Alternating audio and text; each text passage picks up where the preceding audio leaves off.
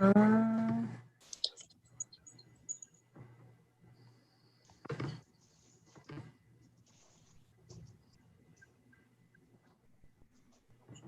not sure.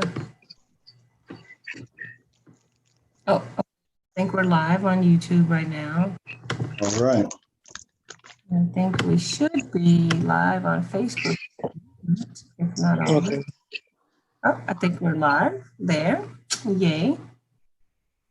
Okay. So I'm gonna close this. I'm gonna close this.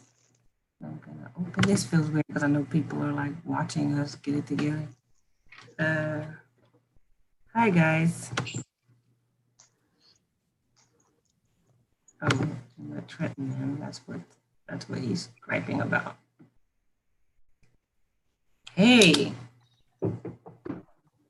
Hello. Guys. What's happening, sir? Hi, Trent. Y'all good? Yeah.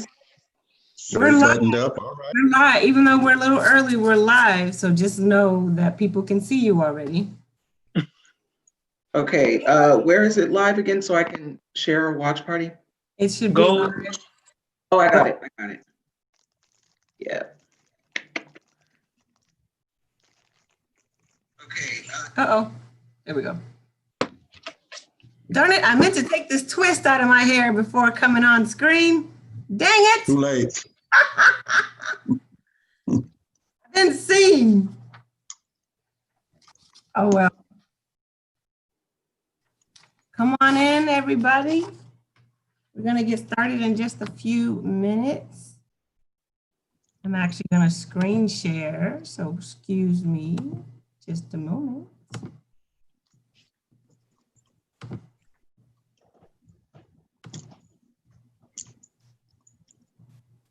And make sure that I share.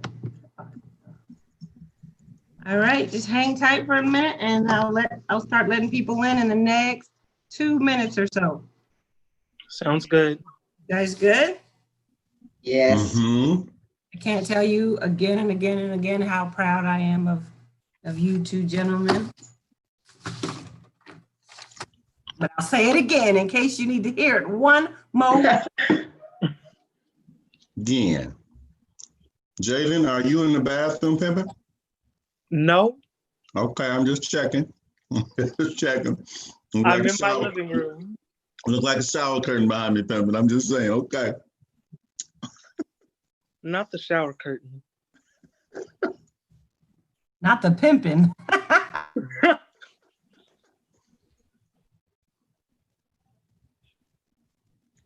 Okay, I'll be right back. My dog's barking.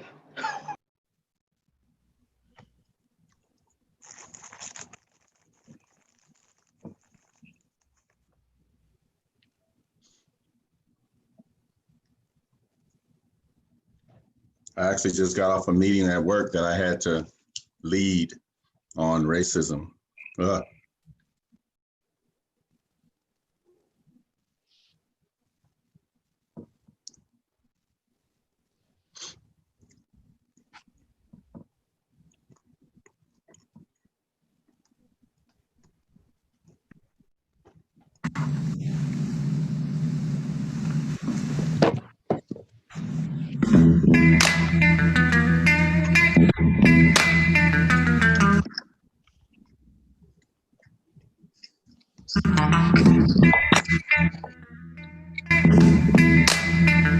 Clap your hands now, people. Clap now. Clap your hands now, people. Clap your hands. Clap your hands now, people. Clap now. Clap your hands now, people. Clap your hands. Clap your hands now, people. Clap now. Clap your hands now, people. Clap your hands. Clap your hands now, people. Clap now. Clap your hands now, people. Clap your hands.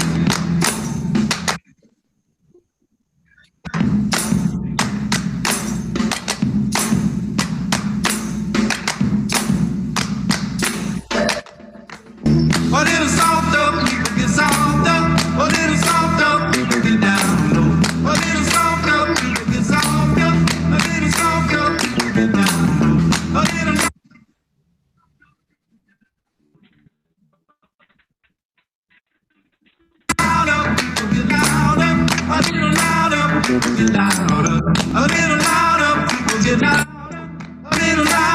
people get louder. Hi.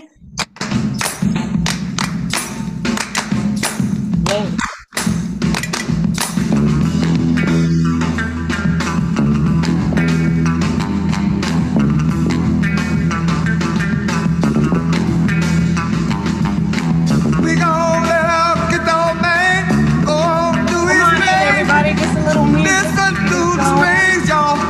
Listen Come on in. Welcome to the chat. now the rain.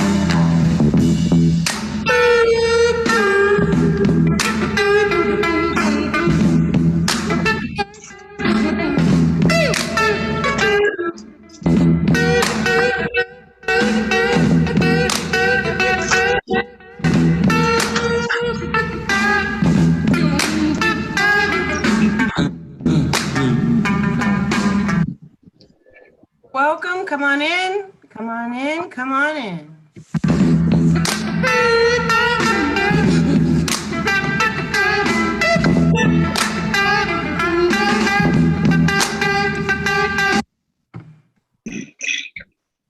Letting more people in the room. Just a second.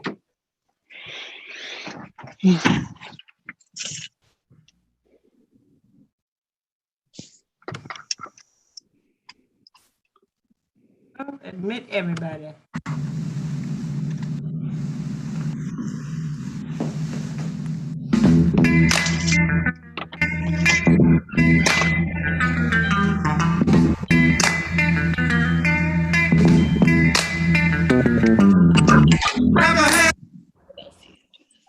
I hate that the music.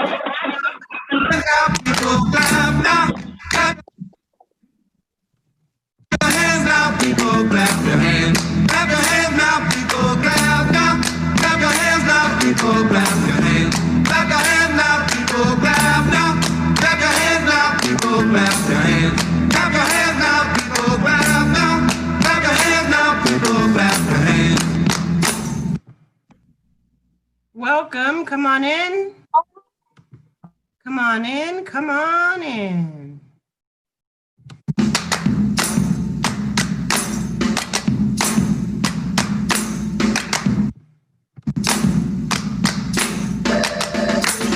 A little softer, people get softer. A little softer, people get down. A little softer, people get softer. A little softer, people get down. A little louder, people get louder. A little louder, people get louder. A little louder, people get louder. A little louder, people get louder. Welcome. Come on in.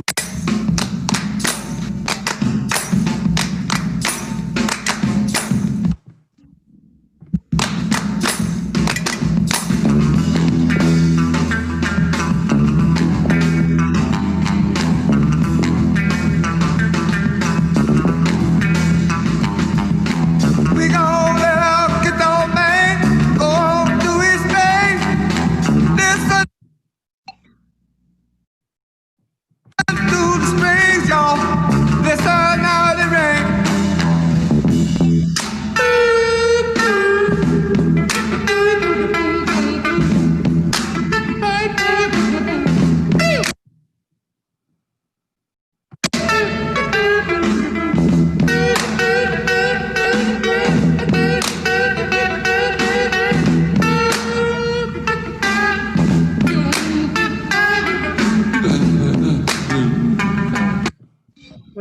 We're giving people time to get in, so let's just all be patient and let everybody join.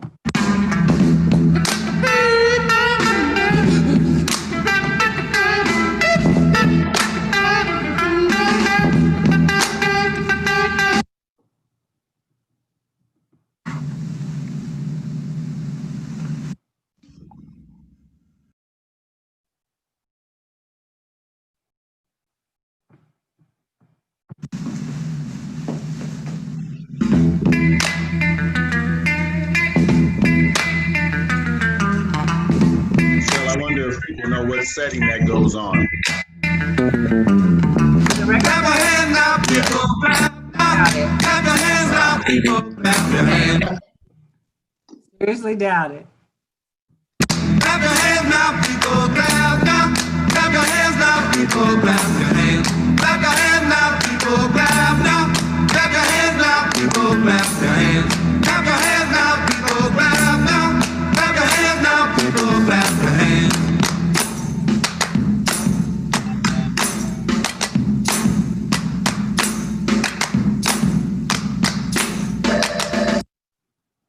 Give it a couple more minutes. There's still people coming in. We just want to make sure as many as possible can be here at the beginning. So we're just going to be patient and let people get here.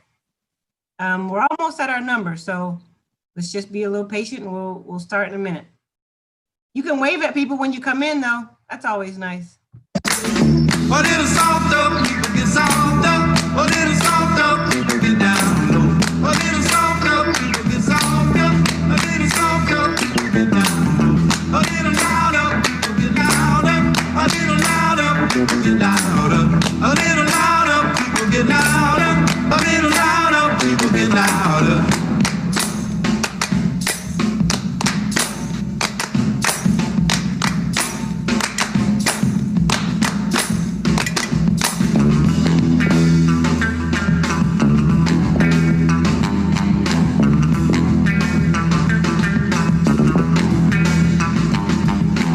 We gon' let our get old man go on to his thing. Listen to the strings, y'all. Listen how they ring.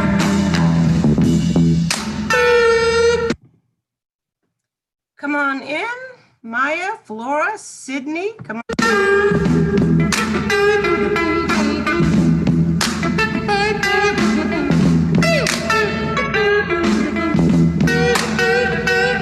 Three or four, we'll wait one more, maybe 2, 3 more minutes.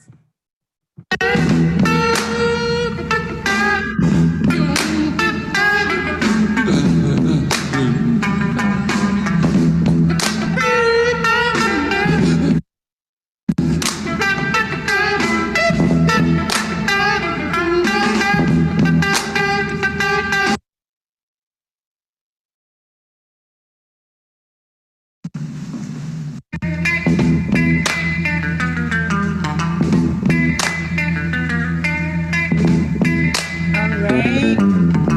Clap your hands now, people, clap now. Clap your hands now, people, clap your hands. Clap your hands now, people, clap now. Clap your hands now, people, clap your hands. Clap your hands now, people, clap now. Clap your hands now, people, clap your hands. Clap your hands now, people, clap now. Clap your hands now, people, clap your hands. Welcome, everybody. Just making sure we get everybody from the waiting room into the room. A little softer, people get softer. A little softer, people get down low. A little softer, people get softer. A little softer, If you know anybody on the screen, feel a little louder, go ahead and shout them up. a little louder, people get louder. Say hi to A little louder, people get louder.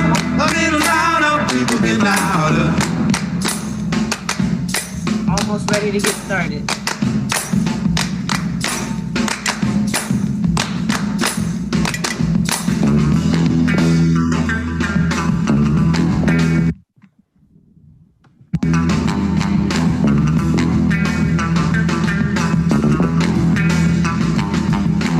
We gon' let our get old man go on to his thing. Listen to the strings, y'all. Listen how they ring.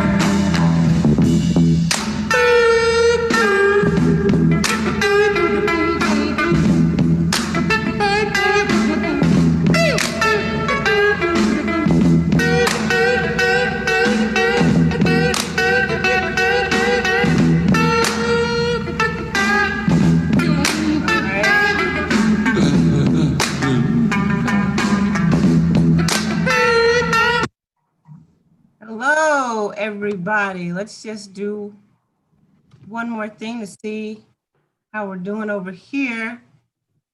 I'm the lady in the yellow box right now. My name is Michelle. We'll get started in just a second. I just want to make sure all of our, production type things are working properly. While you're here, you can say hi to somebody in the chat if you want. You see somebody that you know, somebody that you don't know, feel free to greet your friend or maybe even meet a stranger today. We'll get going. Let's see here. All right. Let me close that. Well, since everyone's here, I'm going to start with this video and then we'll jump into our chat. Those of you who are in the waiting room right now, if you can hear me any kind of way, which you might not, I'm going to play this video, and so you'll have to wait until the video's over before I can let anybody else in. So hang tight. Everybody else, check out the screen. Let's watch this video.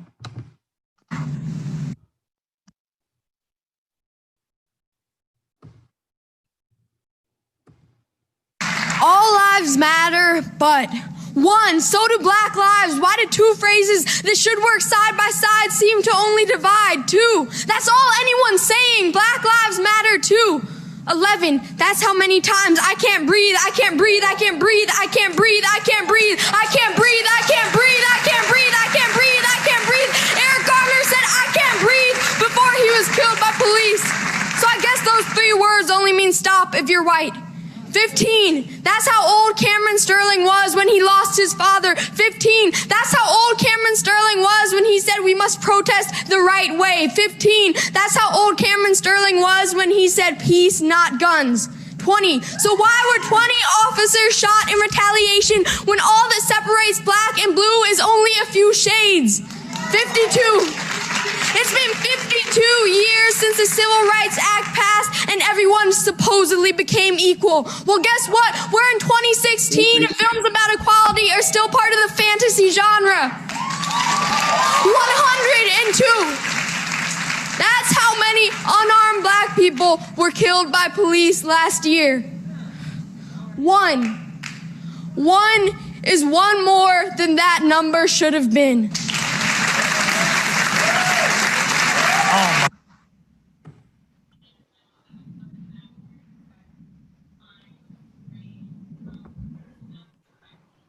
All right. What's up, everybody? Can you wave at me? Sweet. My name is Michelle Lang, and first off, I want to say welcome, and this chat is live. It's live on Facebook, and it is live on YouTube. If you have people that want to tune in, you can tell them that they can watch it on the Art of Tough Talks Facebook page or the Acts on Stage YouTube channel. Art of Tough Talks on Facebook or Acts on Stage YouTube channel, all right? Again, my name is Michelle Lang Raymond. I'm the creator actually of the Art of Tough Talks.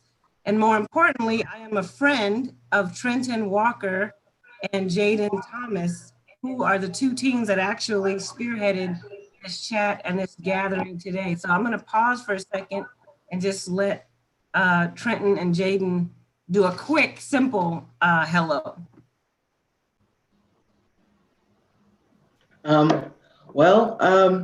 Hello. Thank you all for being here. Jaden, where are you? Good afternoon.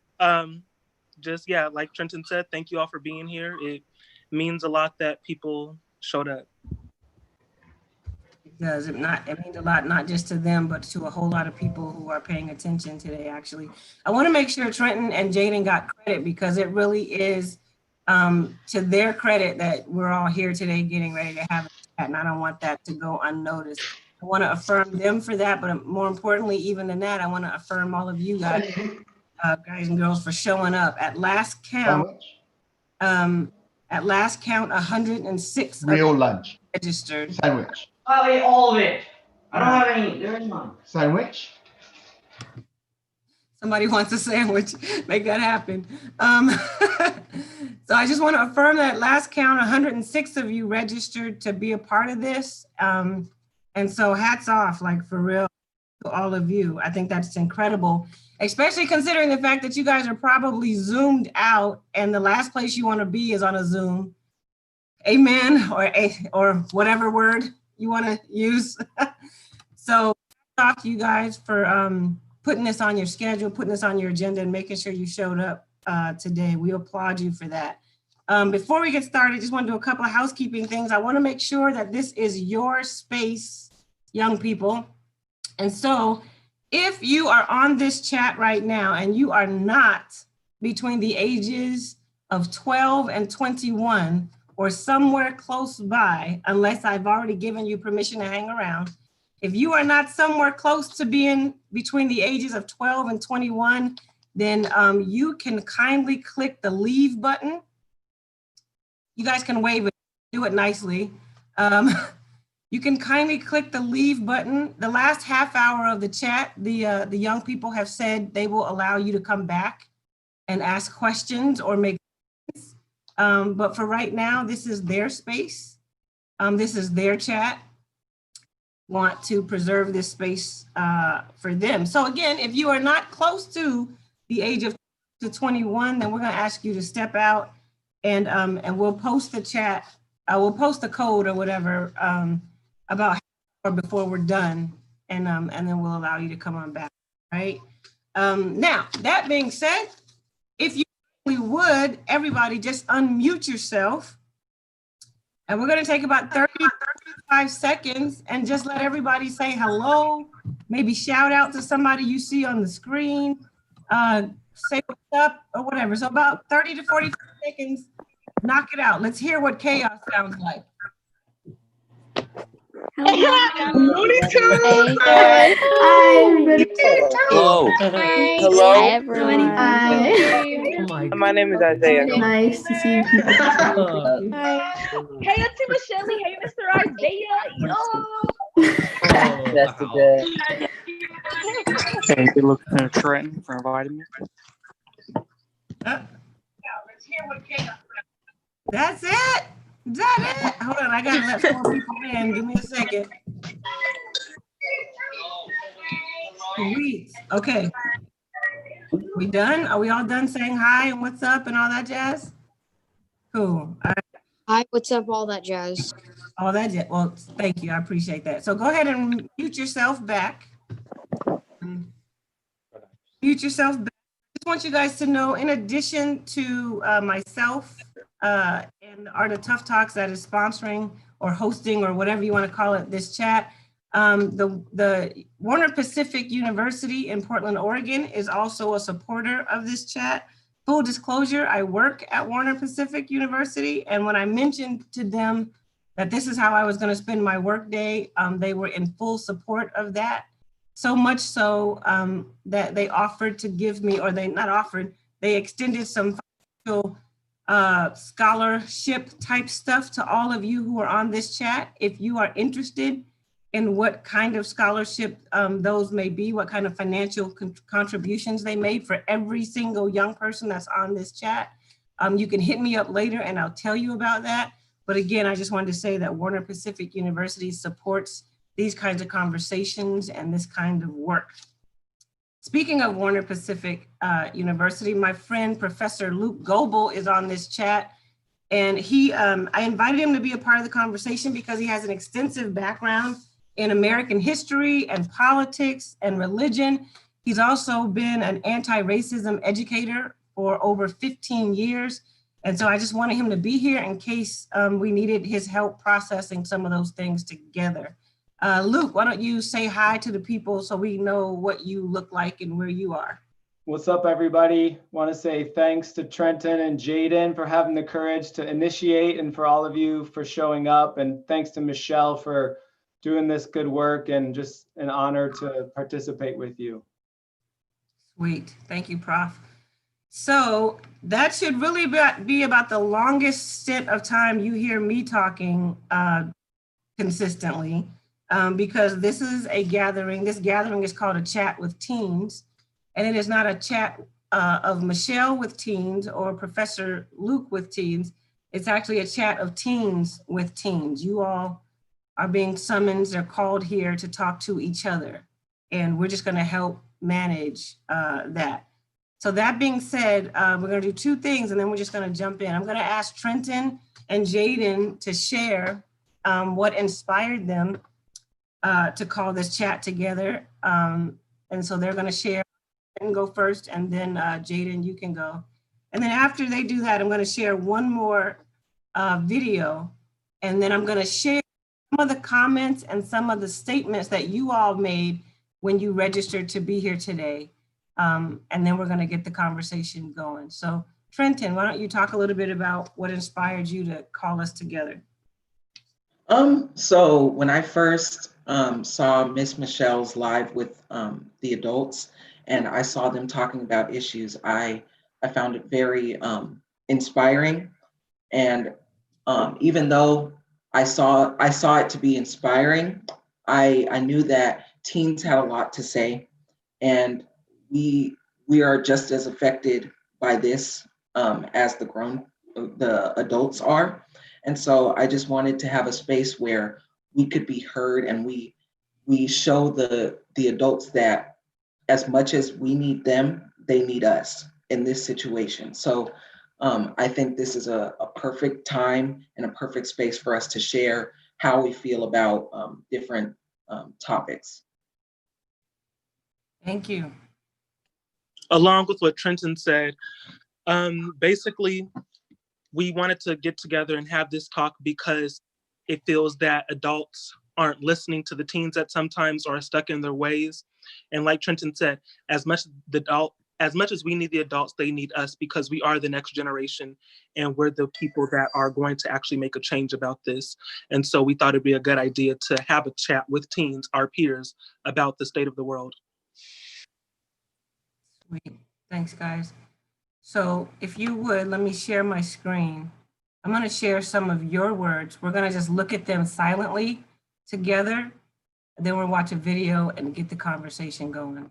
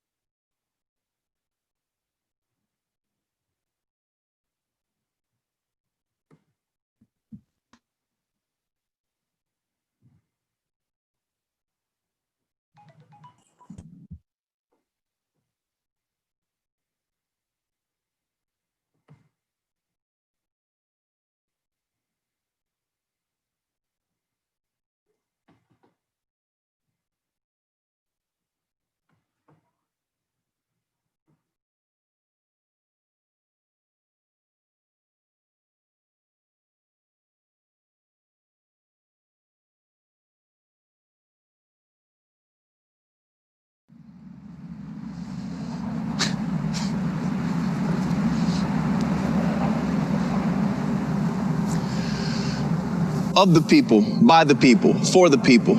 Those are words that we put in our nation's creed. But only right here in America do we feed foreign countries while some starve on our streets. Only right here in America at age 18 can you qualify to die in a war with bombs and guns, but you can't have your first bottle of rum until you turn 21. This is America. It's home of the brave, home of the wealthy, rich, home of the paid. It's also home of the homeless, the hurt, the deceived, and home of natural disasters that left families in need.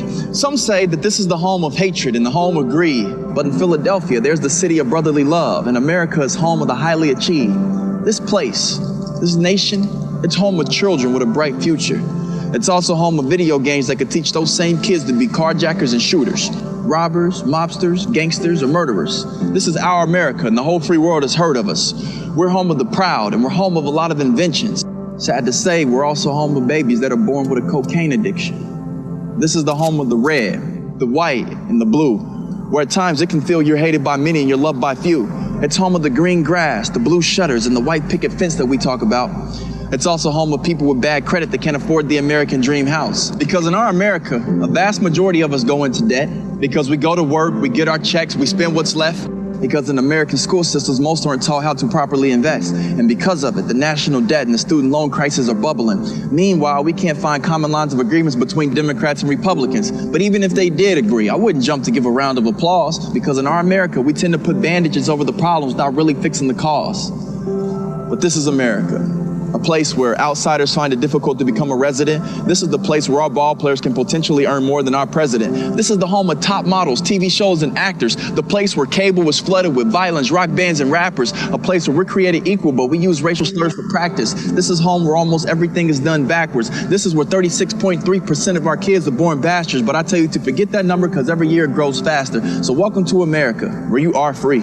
You're free to have religion, or you could be religion free. You could watch God on television or turn that off and put in a DVD. The ins, the outs, the goods, the bad, it's all America, and I'm proud of it. Even though in our past we've started barbaric, belligerent battles where nothing good can come out of it, but you gotta take pride. You gotta take pride in being an American, because many dream of being in this great nation because they have never been. They have never been in a state that's part of a very fortunate country. Here we can drink when we're thirsty and there's an excess of food when we're hungry. We can do whatever we so choose, but many abuse their privileges. And we can become whatever we want, but we make excuses for the conditions we're living in. Well, I say it's time out for excuses and time in for execution. There's no more play in the middle. Either you're educated or you're relegated. Either you're gonna make something happen or you simply will not. In America, you can stare at the ladder of success and get the courage and climb to the top, because right here in America, you can do it because you have that opportunity. But it's gonna take a collection of all of us to change what is in our American communities. What will you do?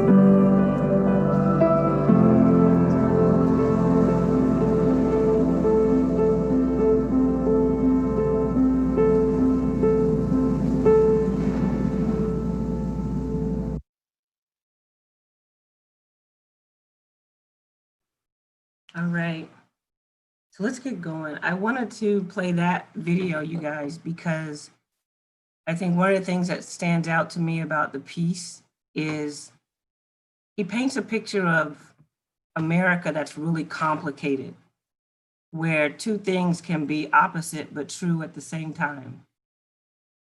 And what I'm guessing in our chat today is that some of you are going to share things that might contradict each other.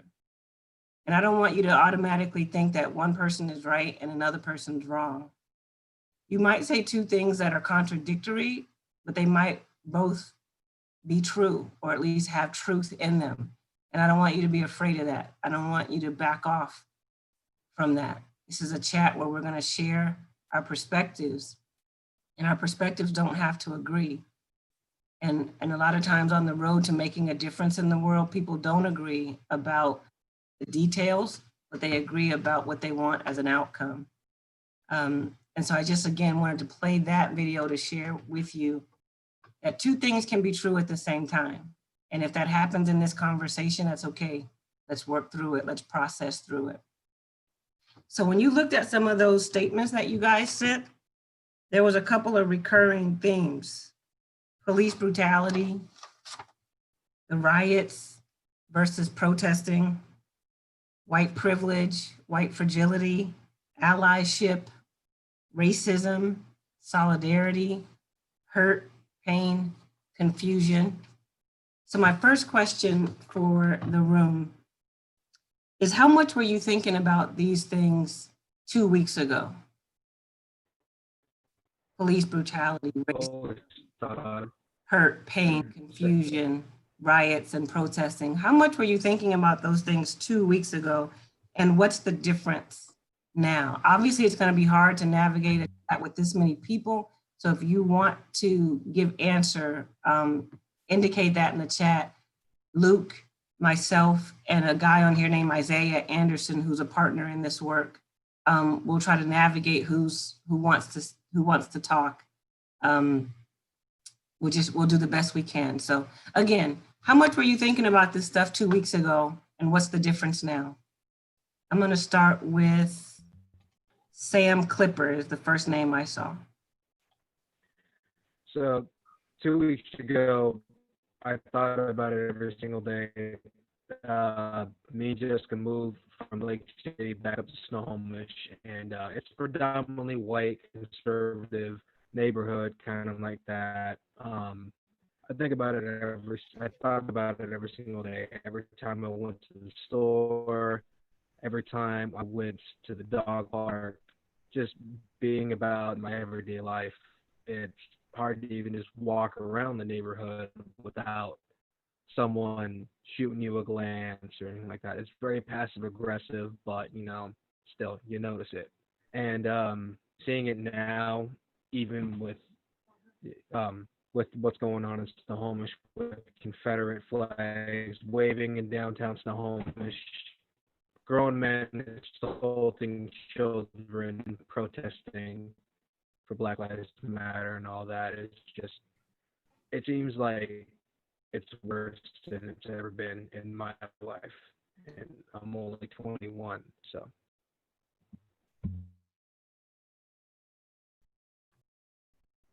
Thanks, Sam. I think we have Sydney next.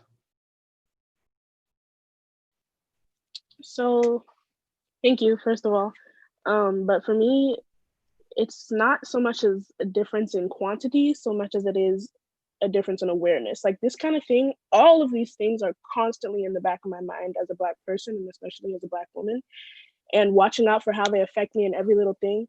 Like today I saw a tweet where it was like, being Black is afraid of leaving the store without buying something. And it's like, it's that kind of thing. It's like, oh, I better go back and buy something I don't want so I don't look like I'm stealing. Like all of these things and the principles that encompass them are constantly have a presence in my mind.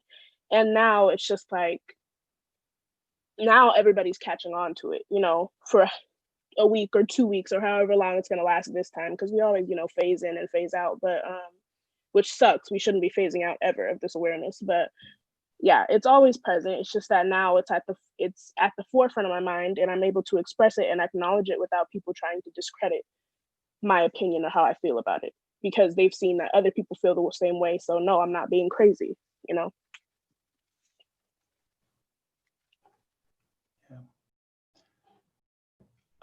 There's some reaction buttons down at the bottom. If somebody's saying is something that you resonate with, you want to give a thumbs up or a little hand wave. I think we have Trenton next. Thank you. Before this, I wasn't really thinking about it. I would say I was thinking about it maybe half as much as I do right now, because for a long time, I've put myself in the position to think that that these things don't affect me because of the work that my parents have done to get our family to where we are. So I tried to distance myself from this for a long time, and I told myself for a long time, it's never going to happen to me, and it's not going to happen in my community. We're too progressive, and that's just not the case. We've seen that very recently. We've seen things that we've never seen happen in Washington State that that have surprised me over and over again. So, yeah.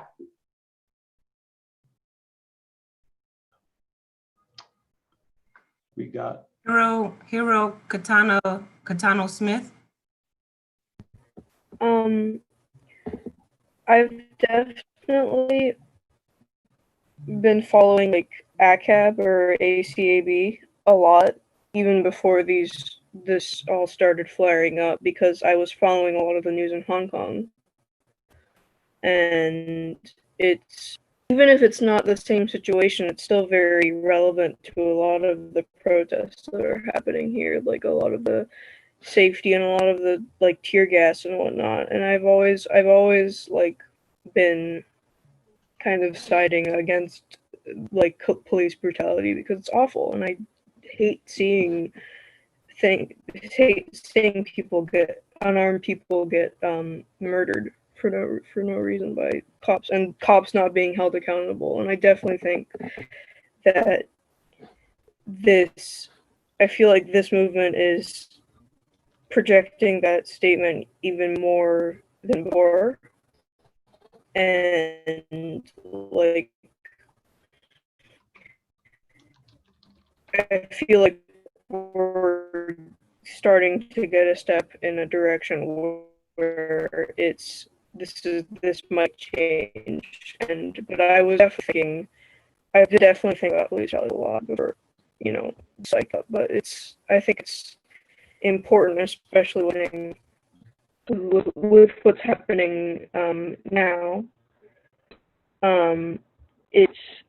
It's definitely, like I said, it's definitely going to. I feel like this is now going to impact maybe a lot. Or it's going to change something, hopefully, with everything that is happening. But.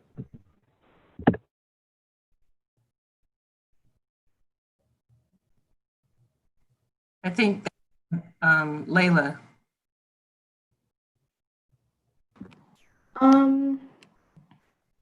Honestly, I just think this whole situation is just very hard to wrap my head around, but I just lost my train of thought. I'm sorry. All right, we got time. I just think,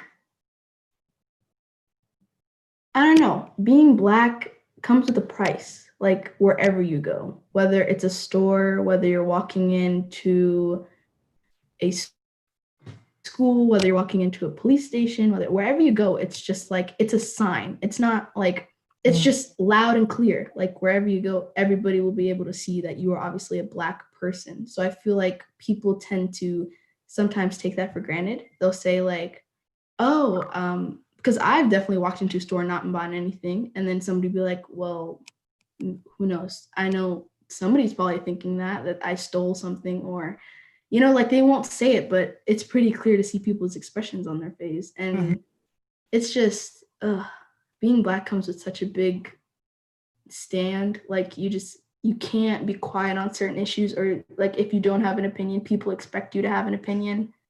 And it's very hard to like be in those situations with any situation being Black. And it's about Black Lives Matter or protesting or rioting or police brutality. It's hard. Sometimes I just don't want to talk about it. And sometimes people just don't know how to ask. So they ask in the wrong way and issues start to happen.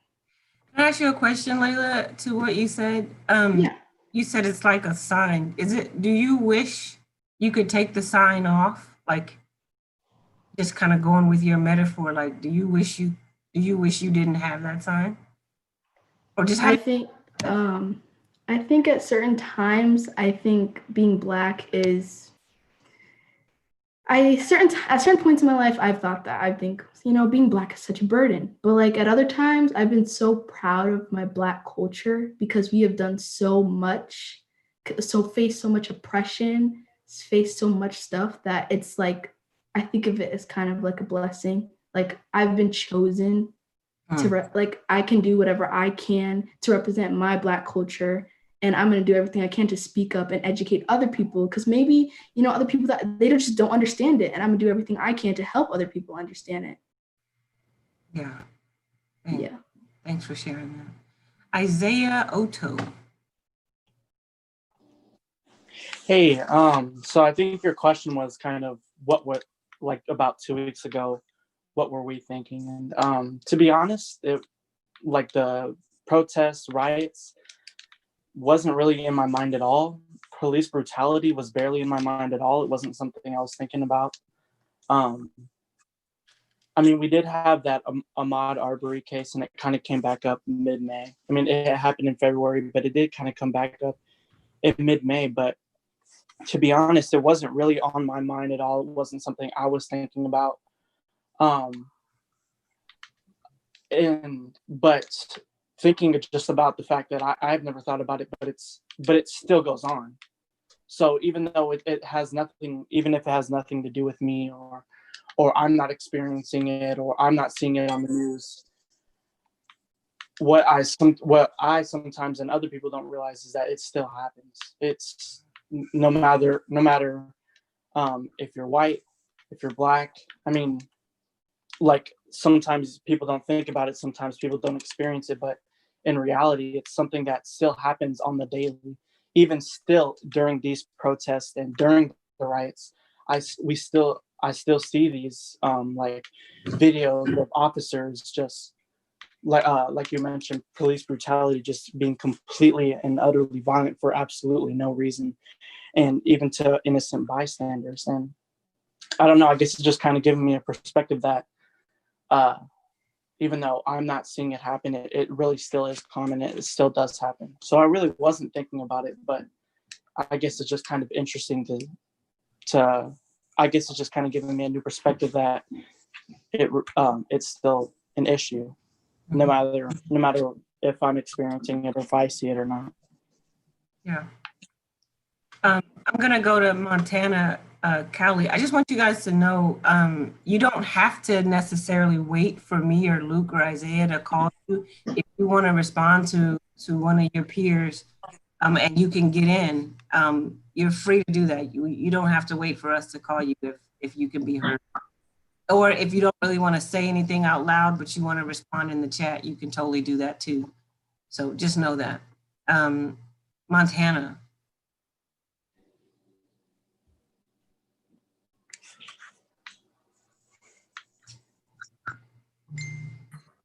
Don't know where Montana is, so I'm gonna go to Gianna. Gianna, did you want to say anything, or were you just?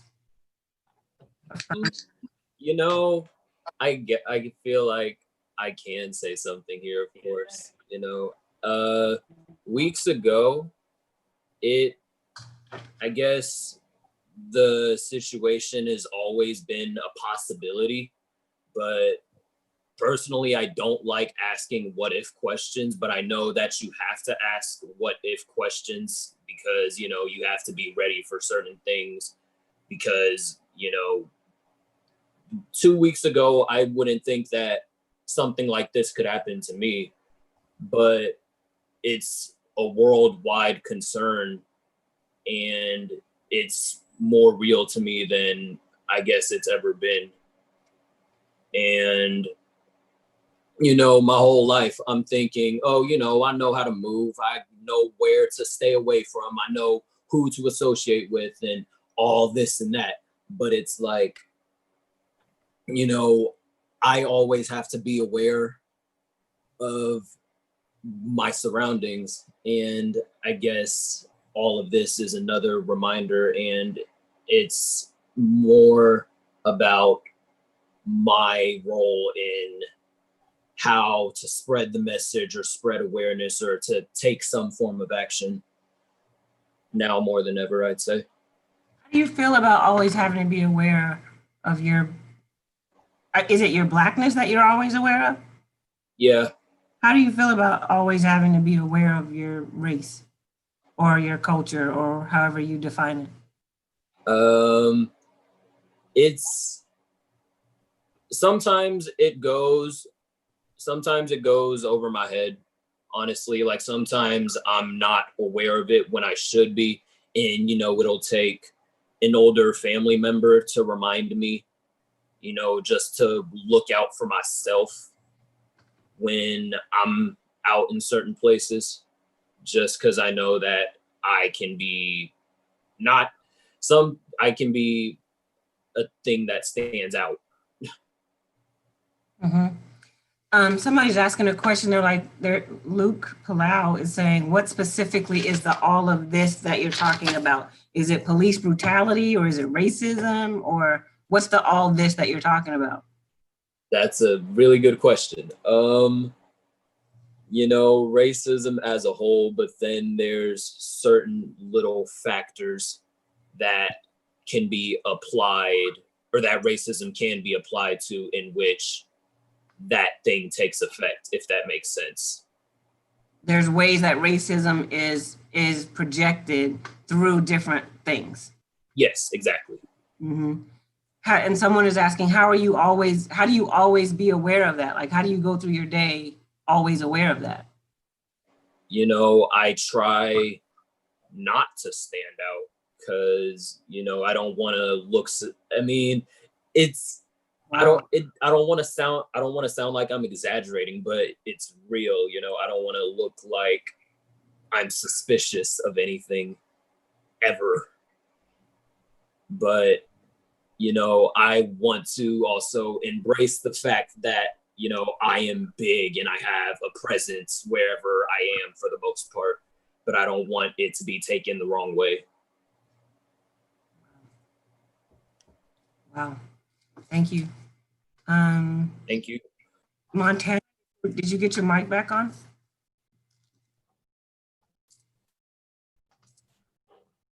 I think not. So I'm going to jump to Annabella Atkinson. Okay, so I haven't been aware of what's been happening because in my household we don't really talk about the news, and I've been going out of my way to find stuff on social media and trying to amplify the voices of those who need to be heard more than people trying to say what they need to be doing, because we need to be amplifying the voices of those most affected. And I think that sharing on social media and stuff is a good way to do that. But also people are taking advantages, like the thing that happened on Tuesday with the black box thing. So they were supposed to not refrain from posting their daily stuff about themselves and try to focus the attention on those voices who are affected. And people created this thing to post the black box with the hashtag BLM. So it would take away the voices of those who need to be heard. And I'm trying to show what needs to be said so other people can see how it's affecting those who are most affected. And I want to refrain from talking about it, but also sharing my opinions when somebody's on the wrong side, with their beliefs that are different. And I'm just trying to bring awareness to why they should consider about the stories that are being told and things that are happening to people on the daily basis. And I want to bring awareness, so I'm trying to step back and let those voices be heard, but also promoting the voices into the social media. Mm-hmm. Mm-hmm. I have a question. How does it feel to some of you who feel like you're living this every day? And this is there's no shade, Annabella, no nothing, no negative, nothing in my question. So don't hear that. But how does it feel to those of you who feel like you are living this every day, like Gianni just said, to hear a person say that they're kind of separated from this or sheltered from this or whatever, or they in their home, I guess you could say they're purposely not trying to live this every day, I guess is my question. And I see some hands up, so just start talking. Unmute yourself and just try to answer that. Yeah, when I hear about, people our age, people our age or close to our age that are, sheltered from what's really going on in the real world, that creates adults that have these messed up mentalities about, Black people, or have misconstrued ideas of what's going on in the real world. And so they don't know what's going on. And so when they're, adults, they come out, saying these things that aren't true, or they've got some type of fabricated version of the truth. And you're just like, no, that's not what happened. But they don't know the actual truth or what's really been going on because they've been sheltered from it from, the age of 0 to 18, until usually that awakening for sheltered kids usually happens when they go off to college and they're around a whole new brand new set of people, or college, or just around that age when they start to work more or something like that.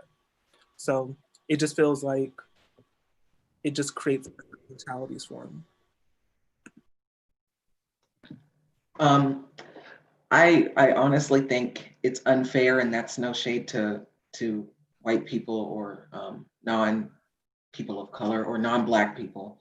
I think it's unfair because it feels like all the work that generations before me have done to get me to the place that I'm in, that doesn't matter when you see me walking down the street. That's not gonna influence the way you see me. And I naturally have a big personality, so it feels like I have to hide myself to accommodate for your needs.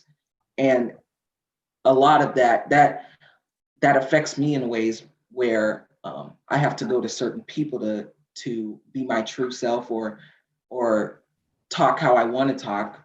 And it's not a luxury that I can have because I'm Black. And there's sometimes they'll be like, you're too energetic. You need to calm down. Why do you act this way? And that's not okay. It's just not okay. We should be able to be in our own skin when we're talking on a daily basis. We should be able not to have to put a mask on for other people to feel comfortable around us. It's not fair. It never has been fair, and I don't think it ever will be. Can I build off of that? Okay. I wasn't even aware that I had I wasn't even aware that I had an awareness of how to speak in AAVE or African American Vernacular English, Ebonics, any of that. I didn't even know I knew how to do that until I was around other Black people, because I had lived my entire life trying to ignore that side of me. I knew that it existed and it showed up every once in a while in my family's home language, but for the most part, they worked really hard to make sure that I had an understanding of like proper English so that when I showed up to places, people didn't judge me for how I spoke. And so they did such a good job of, instilling proper English and proper speaking in me that I literally didn't even know there was another way to speak. Like, I didn't know it was okay to speak like that, just comfortably, until I went to like Langston, really. And a lot of people, when they first met me, they were like, "You're super whitewashed," and I was like, "I'm not. I just like." I was just like, I'm not whitewashed. It's just that I didn't used to be comfortable speaking with relaxed, like speaking in Ebonics, just being relaxed and in the most relatable way I know. Like it's such a comfortable way to speak. Like I speak like with Ebonics to my family and the people that I know best. And whenever I meet anyone new, I'm just I code switch just right away. So it's that part of living your whole life with a mask. It's crazy because I didn't even know I was living with a mask on until I was in a place where people had their masks off. And then I was able to take mine own off and be like, oh, I can breathe. That's crazy. And it's like, I just wanted to say I relate a lot to that because it's very, very real. Anybody else want to respond to any parts of that?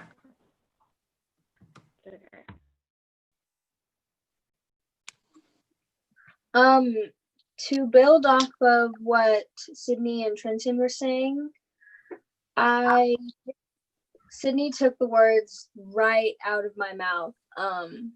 That's really crazy that I felt the exact same way with, speaking in body language. My family raised me to just, with the whole proper English thing and body language, because when you don't know a person and you're walking down the street and you see a Black person or a person of color even, you are immediately judged. And when you don't know that person, it's based off of how you talk and how you appear, how you come off. And it's all about appearance because they don't want to get to know you.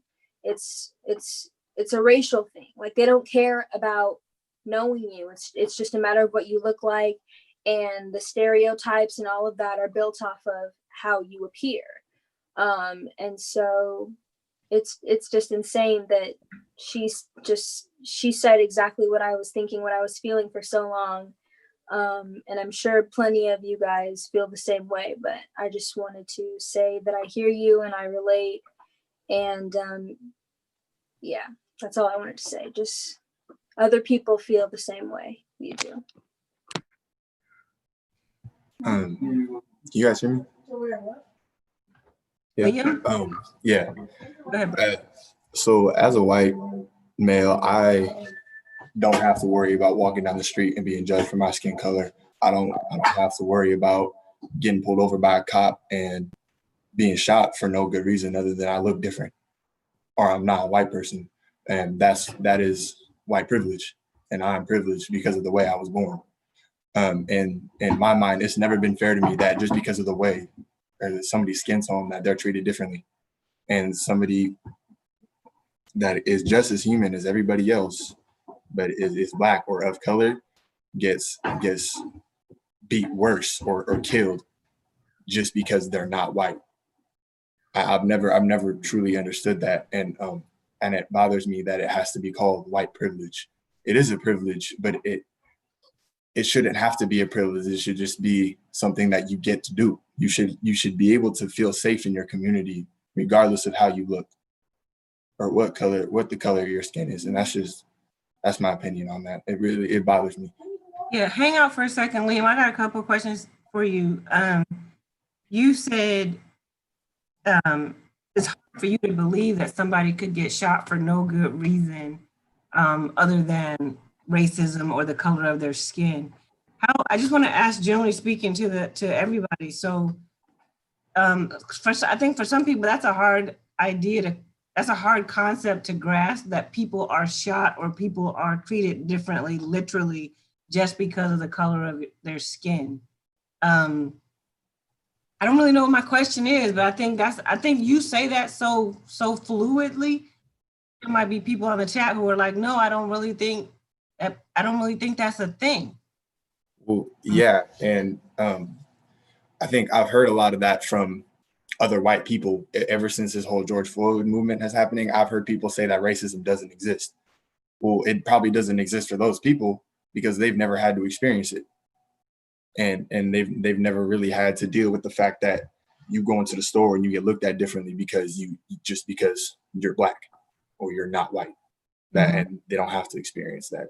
So I think that's where that comes in, and people are like, oh yeah, it doesn't exist. Well, it might not exist for you, but obviously the entire country is mad at something. Right. I think that's a super strong point, bro. Like the whole country is mad about something. And I think people can sort of argue facts of each case, right? But I think it can't be missed that in the last 10, 11 weeks of us being on a shut-in, that no less than 8, I think, people at this point have 8 unarmed people who were black have been subjected to exactly what you're talking about. That's a hard, like you can argue facts of every case, but the fact I just said should be kind of hard to argue. Is that where you're leaning? Yeah, there are a lot of facts, and you can make up stories. You can say this, that, or whatever. It doesn't justify what happened. Mm-hmm. It's not justifiable, regardless of the situation. Mm-hmm. And I struggle with that because I think, and I'm not over exaggerating. I think I genuinely have one white friend, and the rest of my friends are of color, and that's not something that I realized up until recently. Because when I meet somebody, I don't look at them as, oh, this is my black friend. No, it's just my friend. And it really, truly bothers me that I have to worry about them walking down the street and being shot for no reason. Guys I consider family can't even walk outside. And it would crush me and many others if they were to be killed or treated differently just because of how they look. Thank you. I'm going to jump ahead. Riley, you wanted to speak to that real quick?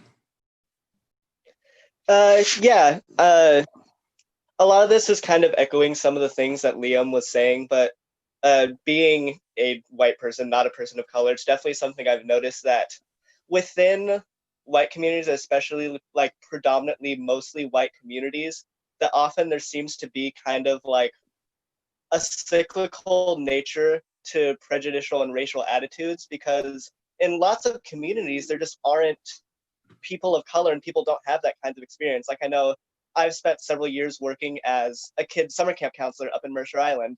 And in my few years of doing that and rotating through a couple hundred kids, I've only had, I think, 5 or 6 black campers that have ever come through my program.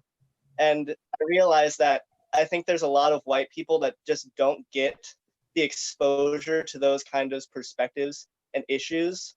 And I think it's really important that although we definitely absolutely need to be challenging racism head on, that we should be looking from a perspective of education and not necessarily just from a perspective of condemning people's character. Adding on to that, I grew up in Federal Way for most of my childhood, and I was also surrounded with multiple races, and it really helped me open my eyes because I don't look at people for the color of their skin. I try to look for their personalities. And when people that that look like my friends are getting treated less than a person, which isn't right. It's because people have a closed-minded like sense of what they're dealing with, and we need to open our minds and see what the whole situation is, not what just happened or why it happened. We need to look at everything, like the past and what could happen in the future to change the outcome. I hear you. Annabella, let me push a little bit. Some people would say that they want you to see the color of their skin. Some people would say you sort of taking the position that you don't see the color of their skin is to sort of erase them. Well, I don't mean it that way. I mean, like, I see them as a person. They could have different color skin, but they're still a person on the inside. We're all people. We all have emotions. We all have feelings. It's just people deal with those emotions differently, especially when they could have, like, if they've gone through so many years of suppression, like people of color have. I try not to, like, I need to recognize that more because I know I haven't been recognizing it. So, like, we need to see their color, but we need to see them as people also, like, for who they are. Mm-hmm. Got you. Thank you. And I see Luke say I see no color is not the goal. The goal is I see you and I respect you for who you are, no matter what you look like. Thank you. Let me go back. Luke, I've missed a couple of names. Can you help me retrieve wherever we were on the list? I think Jataya Blasco, maybe I skipped over. Yeah, Jataya. I think like my parents have raised me to be like so like keep me away from these things, but it's also been hurtful at the same time because I do have plenty of family members who are Black, and I also just have felt so much hurt over this time too. And it's something I've always thought about in my mind. And I'm just like, it hurts me to see someone die, a police killing happen, or it's hurt to see someone just in pain. And I think that we just have to now, like, it's happening again. It keeps happening over and over. It's like a repetitive thing constantly happening.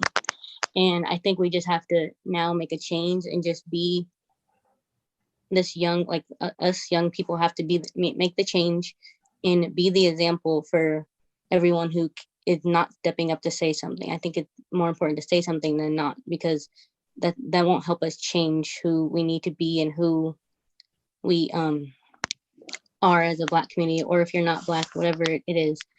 I think it's just so important to be the change and not worry about, and just confident in yourself, and don't just let anyone bring you down or anything like that. And I was talking to one of my mentors. She is not of color, but she was very like emotional when I was telling her how I felt about me as a Black person and what I struggled with and the things that I see. And she just she was saying that she knows she can't make anything, it can't say anything to help me feel better, but she wants to be there for me, and she wants to show me, help my community be like better and stand up and not just back down and not say anything. So I think it's just important to say something and make that change and be the change too. Thank you. Let me jump us over to the chat really quick. I think it was Eli that is asking a question. What if you just, oh, I lost it. What if you, darn it, I lost it, you guys. What if you just treat people of color like non-color, like you treat non-color people?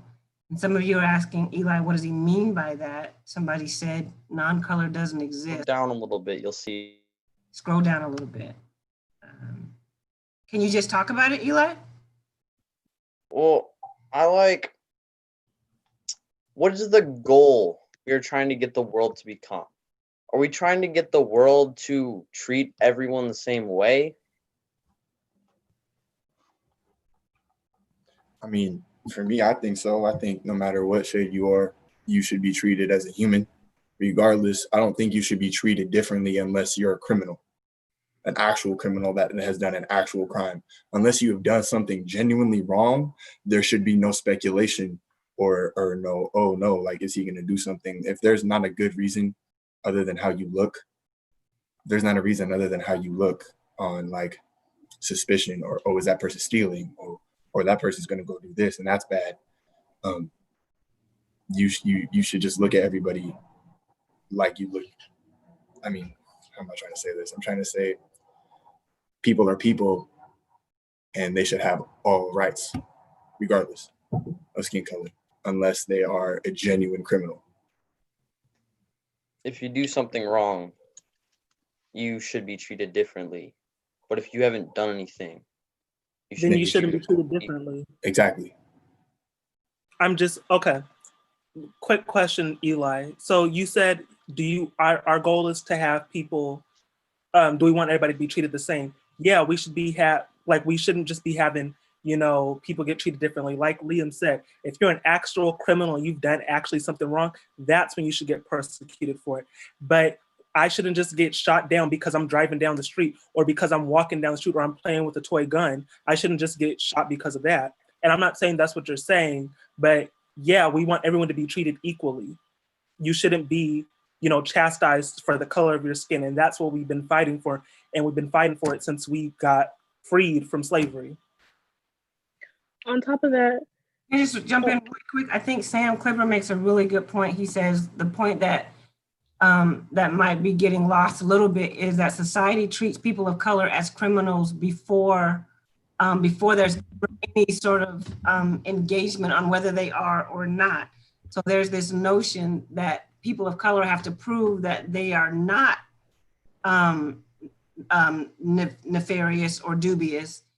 They get the benefit people who are white get the benefit of not having to prove anything about their innocence or their greatness or their whatever, where people of color have to prove that they're not, just to be put back at a zero sum. I think that's what's being said. But even in that, I totally agree with that. Even in the justice system, when a white person does something wrong, it has been proven that they get less significant consequences. Like if a black man and a white man go into a store together and they both steal something, the white man will most likely get a lesser sentence because of how the system is set up. They'll find a way. Oh, he's distraught. His parents neglected him. He did all this stuff. Mental illness. Huh? They try. What I've seen is like they'll pull like, oh, he had some type of pre-existing mental illness, right. But they don't give any of that type of mercy to Black people. Or when the one white man killed people and they took him to Burger King before they took him into jail, they was like, oh, is you hungry? Let me go get you a meal. Let me go get you a plate. George Floyd couldn't even get to the cop car. He couldn't even get to the cop car without him losing his life. And they took the other man to Burger King. Yeah. Where he could have it his way. Right. I wanted to say earlier that. No, go ahead. I'll go after. Go ahead. I wanted to say earlier that, yeah, the goal is to treat people the same, but that's not enough. Like, it's not that we need to just stick with the institutions we have now and the way society is structured and the way America is working now, that we just treat everybody equal and it's fine, because the institutions are racist. Like, it's not enough to just treat your friends the same way or treat people you see on the street the same way. We have to tear down the institutions that are perpetuating this racism. Like, we can't just stop at treating people the same, because that's not going to be enough. I think one of the things that is a little bit dangerous or shaky about this idea that you just treat people the same is that a lot of times same means treat people white. Like, whiteness is right.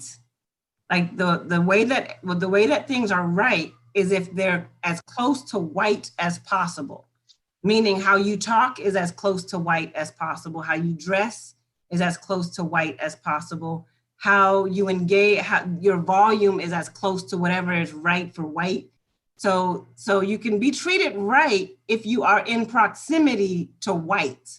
Does that make sense? So so when Sydney and Vashti and some other people were talking about wanting to use their cultural language, let's call it Ebonics for now.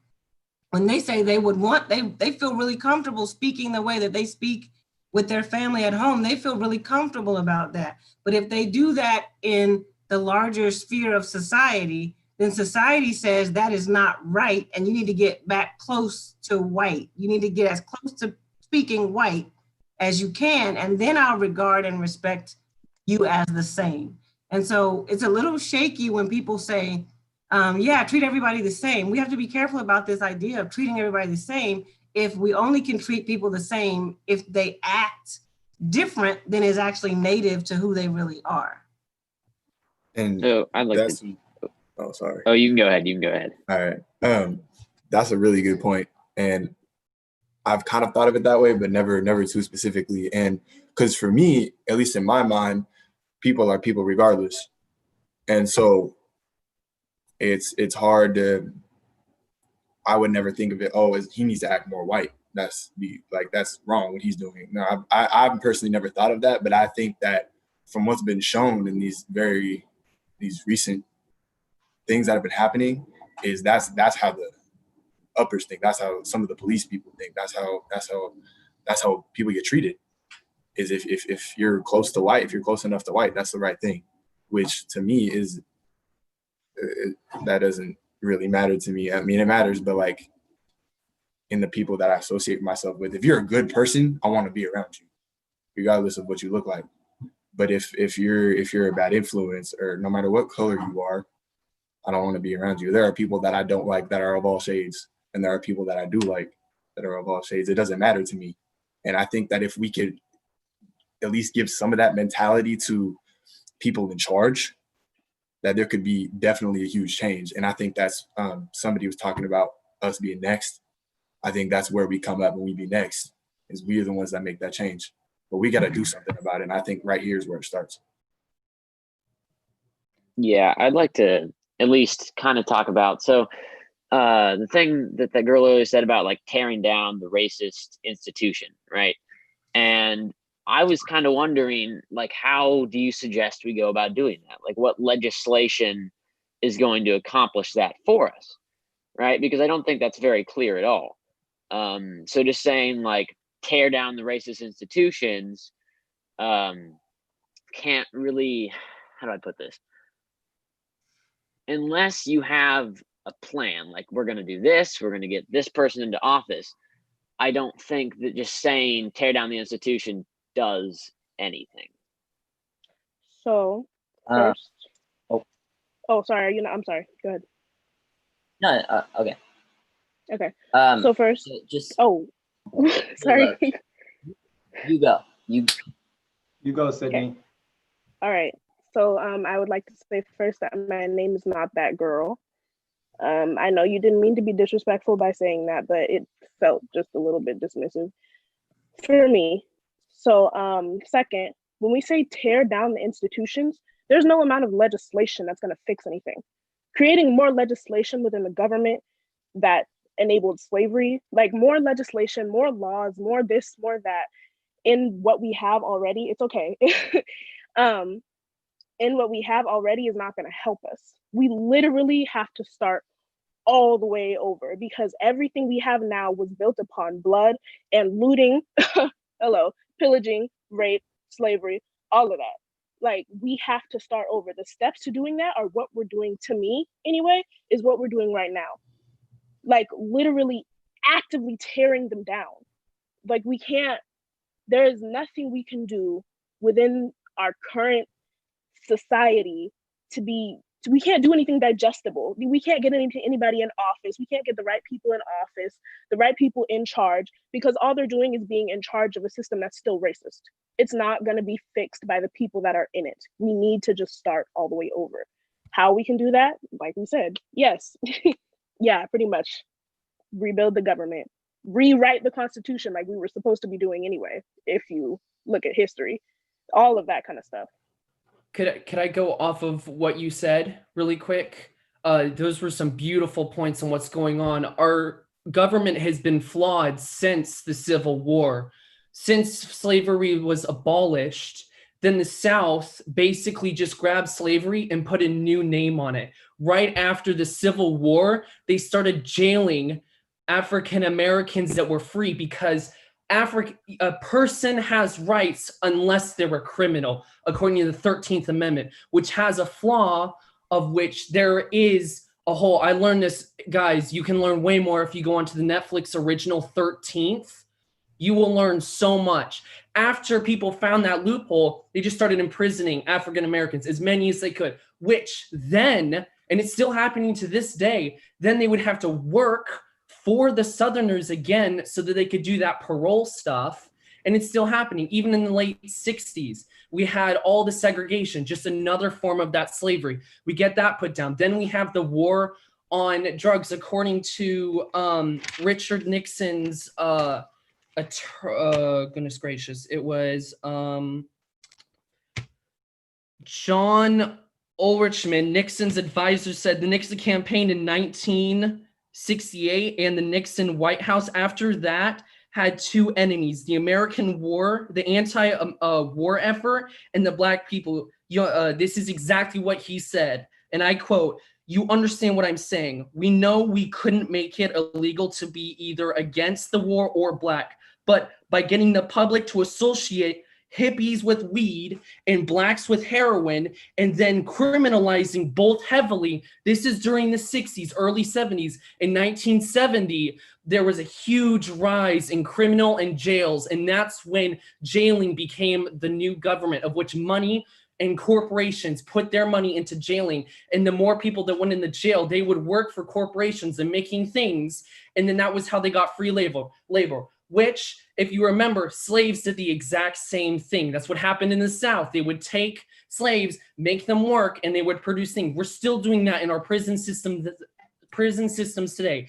I'm going to keep reading. And they would disrupt those communities. And I quote from the same man, "We could arrest their leaders, raid their homes, break up their meetings, and vilify them vilify them night after night on the evening news." So they would broadcast it to white audiences, of which then white audiences would affiliate crime with African American culture. And that is how they took down so many things, and so many bad things would happen because the American government was affiliating crime with Black culture. It got worse in the Reagan years. I mean, 1980 hit, and we hit, oh God, in 1982, Reagan declared government on drugs, and then they started importing crack cocaine into the small areas, of which then people would affiliate crack cocaine with African American culture. And that is how we got divided, was because the government was affiliating these terrible things with African American culture. And then white audiences in suburbia would only affiliate. It didn't even help with the cops. It just got worse. Thank you. Yo, I feel very educated for that, man. Thank you. Go on. Thank you. Hey, I applaud that. Preach, y'all, dude. Yes. Preach. So let me pause this for a second, unless anybody really wants to jump on this before I do. Oh, okay. You can go first if somebody else wants to. It's cool. Okay. So you guys asked the question, I think Luke asked the question, like, how do you actually tear down a racist institution? And I think this is what Duncan just so generously gave us an education in.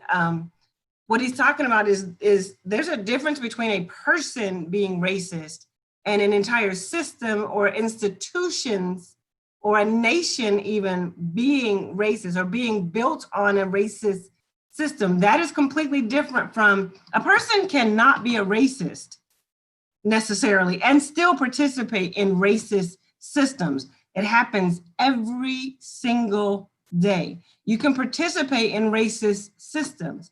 And I think part of what is being asked is, one, how do you tear down a racist institution? How do you completely tear down a racist system? And I don't think it should be heard lightly when somebody says we have to completely start over. I think that was Sydney who said we have to start over. And I think like, don't hear that phrase as something like, oh, that's impossible, or oh, that's dumb, or oh, that's silly. No, you actually do have to completely start over. And what do you start over with? You have to start over with how people think. You cannot change laws or policies or institutions or nations or your family even. You can't start over unless you start to think, unless you start to address how people think. And at one point, at many points in our country's history, we have had people, particularly people in positions of power, whose thinking was really whack about race.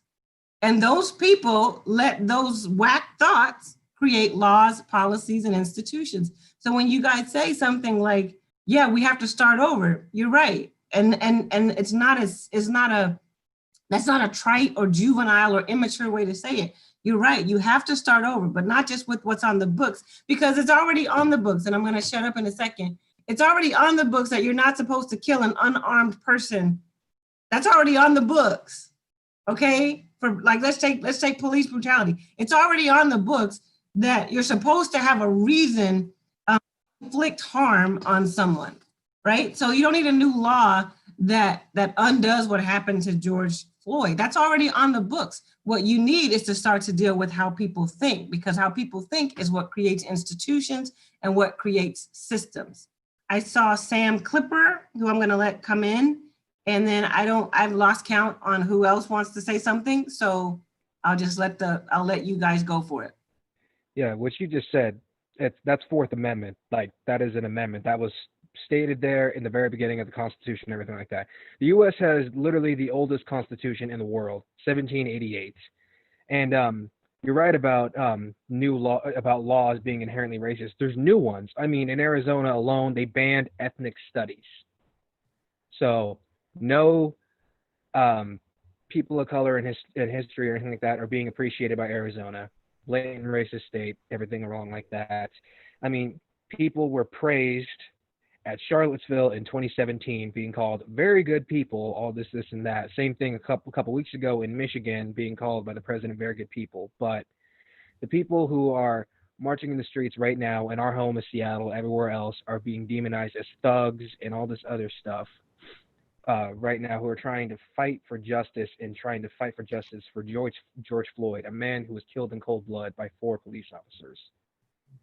So it's just, there's so much going on, and they're just ignoring it, and new laws come into place. We're still feeling the effects of Jim Crow 50 years later.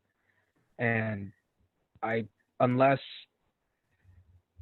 to say it, it sounds really bad, unless a lot of these old politicians die until that happens, until a lot of millennials or Gen Zers are in office, nothing's going to change. Can I go off of that really, really quick? Yep. It's that it's okay, this is going to sound a little controversial, but it's not always the politicians. A lot of it is the politicians, but it's the rules that they have to follow, and it's the loopholes that they have to go through, and it's everything like that. We have so many laws and so many people that they have to go through. It's almost impossible to pass most laws. The thing is that there's so many rules suppressing what's trying to be done. It takes so many congressmen and so many different things. I don't even know how to explain it. It's that the politicians, it's a lot of their fault, but what we need to do is almost simplify yet our government in itself. And we need to rethink a lot of the laws being put down, because that's basically, it's just a restructure of everything. Going back to what Sydney said in the very beginning, our government is flawed, and that we don't even know half of our government. Most people don't even know their rights. I don't know mine, to be honest. I mean, we're supposed to learn it in high school, but most people don't even remember it. And that's another flaw that suppresses so many people, especially people of a lower class. They don't know their rights because the law is so complicated and there's so many wrong sources and loopholes. So let me try to help a little bit, Duncan, because you're saying it's so complicated, and so here's an example. You kind of alluded to this in your previous statements. You were talking about the crack epidemic of the 1980s, and I know most of you were not born or even a thought in the 80s, but there was a time called the 80s, right? And what had happened was, so laws were put in place. Let's go with the 3 strikes, you're out law, right? So what happens is our country of politicians or whatever, they exact laws that they think help solve a crime problem, right? One that's like 3 strikes, you're out. That seems fair. If you commit a crime 3 times, you're out. We send you to prison so we don't have to deal with you anymore on our streets. The problem when you talk about this complicated stuff, Duncan, the problem is if communities of color are being policed more, right? Just for whatever the different reasons are. If communities of color are being policed more, that means there's more arrests being done, even if those arrests are for lesser crimes, right? For lesser nonviolent crimes. Those people are being policed more, they're being arrested more, they're being tried and sentenced more. And so what you have, but you have a system on the books called 3 strikes, you're out, that your local politician has to go along with because that's the law of the land. Now, what should have happened was before 3 strikes, you're out became the law of the land, somebody should have asked, how does this affect all people? All people. How does this affect every neighborhood, not just Mercer Island, not just Bellevue, and not just Lake Oswego? How does this affect people in the Central? How does this affect people in Federal Way? How does this affect people in the, how does this, like, that's the question that should have been asked before we put a law in place that now, like you said, Duncan, seems simple, but it creates really complicated outcomes that now we all have to live with because nobody asked the question, nobody challenged the system, nobody begged to say, hey, we should really consider this from another angle. Nobody did that. And so now we're stuck, or we were stuck with a law that was fiercely oppressive to a certain people group. That's how simple laws become complicated. That's how simple things have such a negative effect throughout our country's history. Does that make sense? Not that it has to make sense, but that's a way I just want to explain what you said. Right, exactly. Even the war on drugs, you guys have probably heard it already. Even the war on drugs, you could get arrested for the same amount of cocaine as crack, which we already know. And I hate to even talk about this. Like I'm not. What do you call it? Advocating that any of you use cocaine or crack, but I'm just saying that if you were to use cocaine in the same amount as crack, right, that your sentence would be lighter than the person that uses crack. And it's clear that crack is more prevalent in communities of color. That's how racism gets put into the system, or that's a way that racism gets put into the system. And that's just one way. Can I say something? Yes, absolutely. So I was sort of thinking about a point that was made by Sam before in terms of saying that in the government, a lot of times it is because we have these older thinking people. And once we get more millennials and Gen Z in the government, that somehow we'll be able to make change and that it's a generational thing.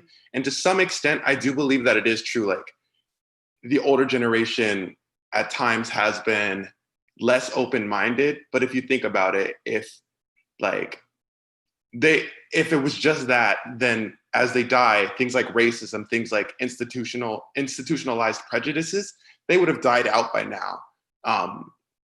There's like, for other POC that are in this group right now, like how much racism have you guys faced that has come from your actual classmates, people your age? And so I think that by saying that, you know, when the older generation is gone, things will improve. And so we have to wait for that. I don't think we should wait for that because I'm just gonna say it's not valid. Like there are plenty of people, like my grandmother that I know, she's woke, but there are plenty of people that are her age that are not woke. It's not like older is associated with being that. And like was said before about in terms of making change, it really does start with changing the mentality. Like we can wait for all those people to like die, as macabre and morbid as that sounds, and be out of office, but that is too long to wait for now. And that's why as somebody who has been on the front lines protesting, what's happening right now, I think is a really big awakening, as in people are opening their eyes. It's impossible to miss, like, this is the first time that all 50 states have been parts of 50 states, because there's still racists in like other states, but all 50 states have sort of been on one front in something pushing forward. So I think it's been a huge awakening, but to wait for all these politicians to go away is too long. And so that's why I'm glad that things are happening now and people are opening their eyes and being more receptive and even educating themselves. You're seeing a lot right now. So to build off of what you said, I completely agree that change needs to come, and I honestly think that it's like starting. And I think that's what the whole Black movement is about. The whole BLM movement. I think that's what it's all about. And just because I still see, like, I know a lot of people understand racism, and I know they understand where it comes from, and I know that they understand why it's still happening today, where it's still happening today. But like, I see a lot, like, I don't know about you guys, but I see a lot of people trying to justify like what's happening. I see a lot of people justifying what happened to Ahmaud Arbery. I see a lot of people justifying why the cop did that. So I think back to what Michelle said, it starts with awareness and it starts with changing the mentality of these people. And I think that's what we're doing right now. And I honestly think that the change is starting and I think it's happening. And like she said, the first step is awareness and the first step is changing people's mentality. Because like it really is just changing about people that are trying to justify what's happening. And I think it starts with those people. And I think those people are the root of that problem. And yeah, like she said, it really starts with awareness and just changing that mentality. So yeah. Oh, sorry. You want to go? Yeah. Just kind of branching off of that, I think something that is brought up a lot in the protests, and especially yesterday at the protest down at City Hall, is it does start with mentality, but it also, we live in a capitalist system, whether you like that or not, and a lot of what we do starts with money, and a really big portion of, if you're looking for a way to dismantle the system, because it is difficult and it is a wrapped up system and it's a system that is gonna fight back before it gets completely teared down, take away the money. A lot of the ways that we're saying to tear down the police is to tear down their money and reinvest it in those communities that are over policed. And so speak with your dollar is another really good way to advocate for people on the front lines if you can. In terms of money specifically and funding, so in Seattle right now, we are protesting, we're saying like defund SPD. I think it was very eloquently put that you said speak with your dollar, because like just an example right now, in terms of Seattle Police Department, about $400 million goes into that. What they spend it on is up to their jurisdiction.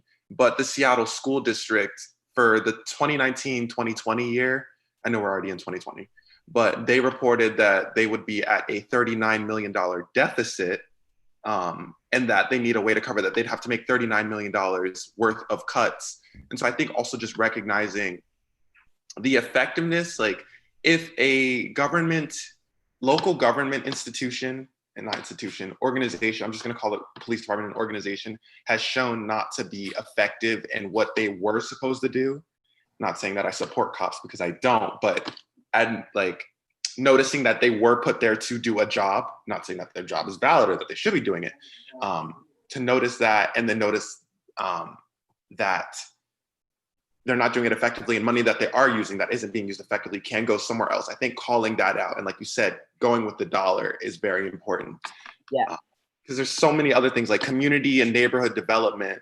Like you see, Seattle is really rich, but it wasn't always like that. You have things like gentrification. Right in Capitol Hill, you'll have like Molly Moons, and then you turn the corner and there's someone sleeping on the street. And that's because they've just been pushing those families out. So I think there's just so many other sectors, and I feel I'm advocating for defund the Seattle Police Department because that's what I want to do. But there's so many other ways and things that we can put our dollar into right now. Yeah. And to anybody that posts things or says stuff about defund the police, and you get those responses that are like, if we defund the police, then crime rates go up. Really just shoot them back and be like, okay, but if we reinvest that money back into community, things like schools, things like social workers, things like community centers decrease crime in communities. And so if you want to put it into something that's not working, sure, go ahead, but put it into something else and take away that money from an institution that's not working. And we can solve and decrease crime so much. And it's not even a complete defunding. It's just like, you don't need this excessive budget to do a job that you're not even doing in the first place. Especially when people are starving. Yeah. They could put it into so much more, like 40, like was it 400 million? They could put it into. It's like, why are you putting in money to the police and all this, like the protectors of our country, when they're not even doing their job and protecting civilians? Like, they're the ones insinuating so much, and it's crazy because why would you put that much money into something that's supposed to be protecting civilians and innocent lives when they're doing the exact opposite and hurting and making sure and just not doing what they're supposed to? They could be putting it into schooling. The mayor could put it into so much other things that could be Right. Black Lives Matter. And I think kind of going back to, older people and the older people, if they're all dying off, would fix everything. I think, I know hate is taught. And so all those adults that are so narrow-minded and were taught by their parents to be racist or to have a narrow-minded mindset, that is going to be taught to their children, and who are our peers and people that we know and experience every day. So they're going to get that same, they're going to have that same mentality. And so it's not going to change. I think that this generation right now, I think we are more aware of what's going on than the people that are older than us.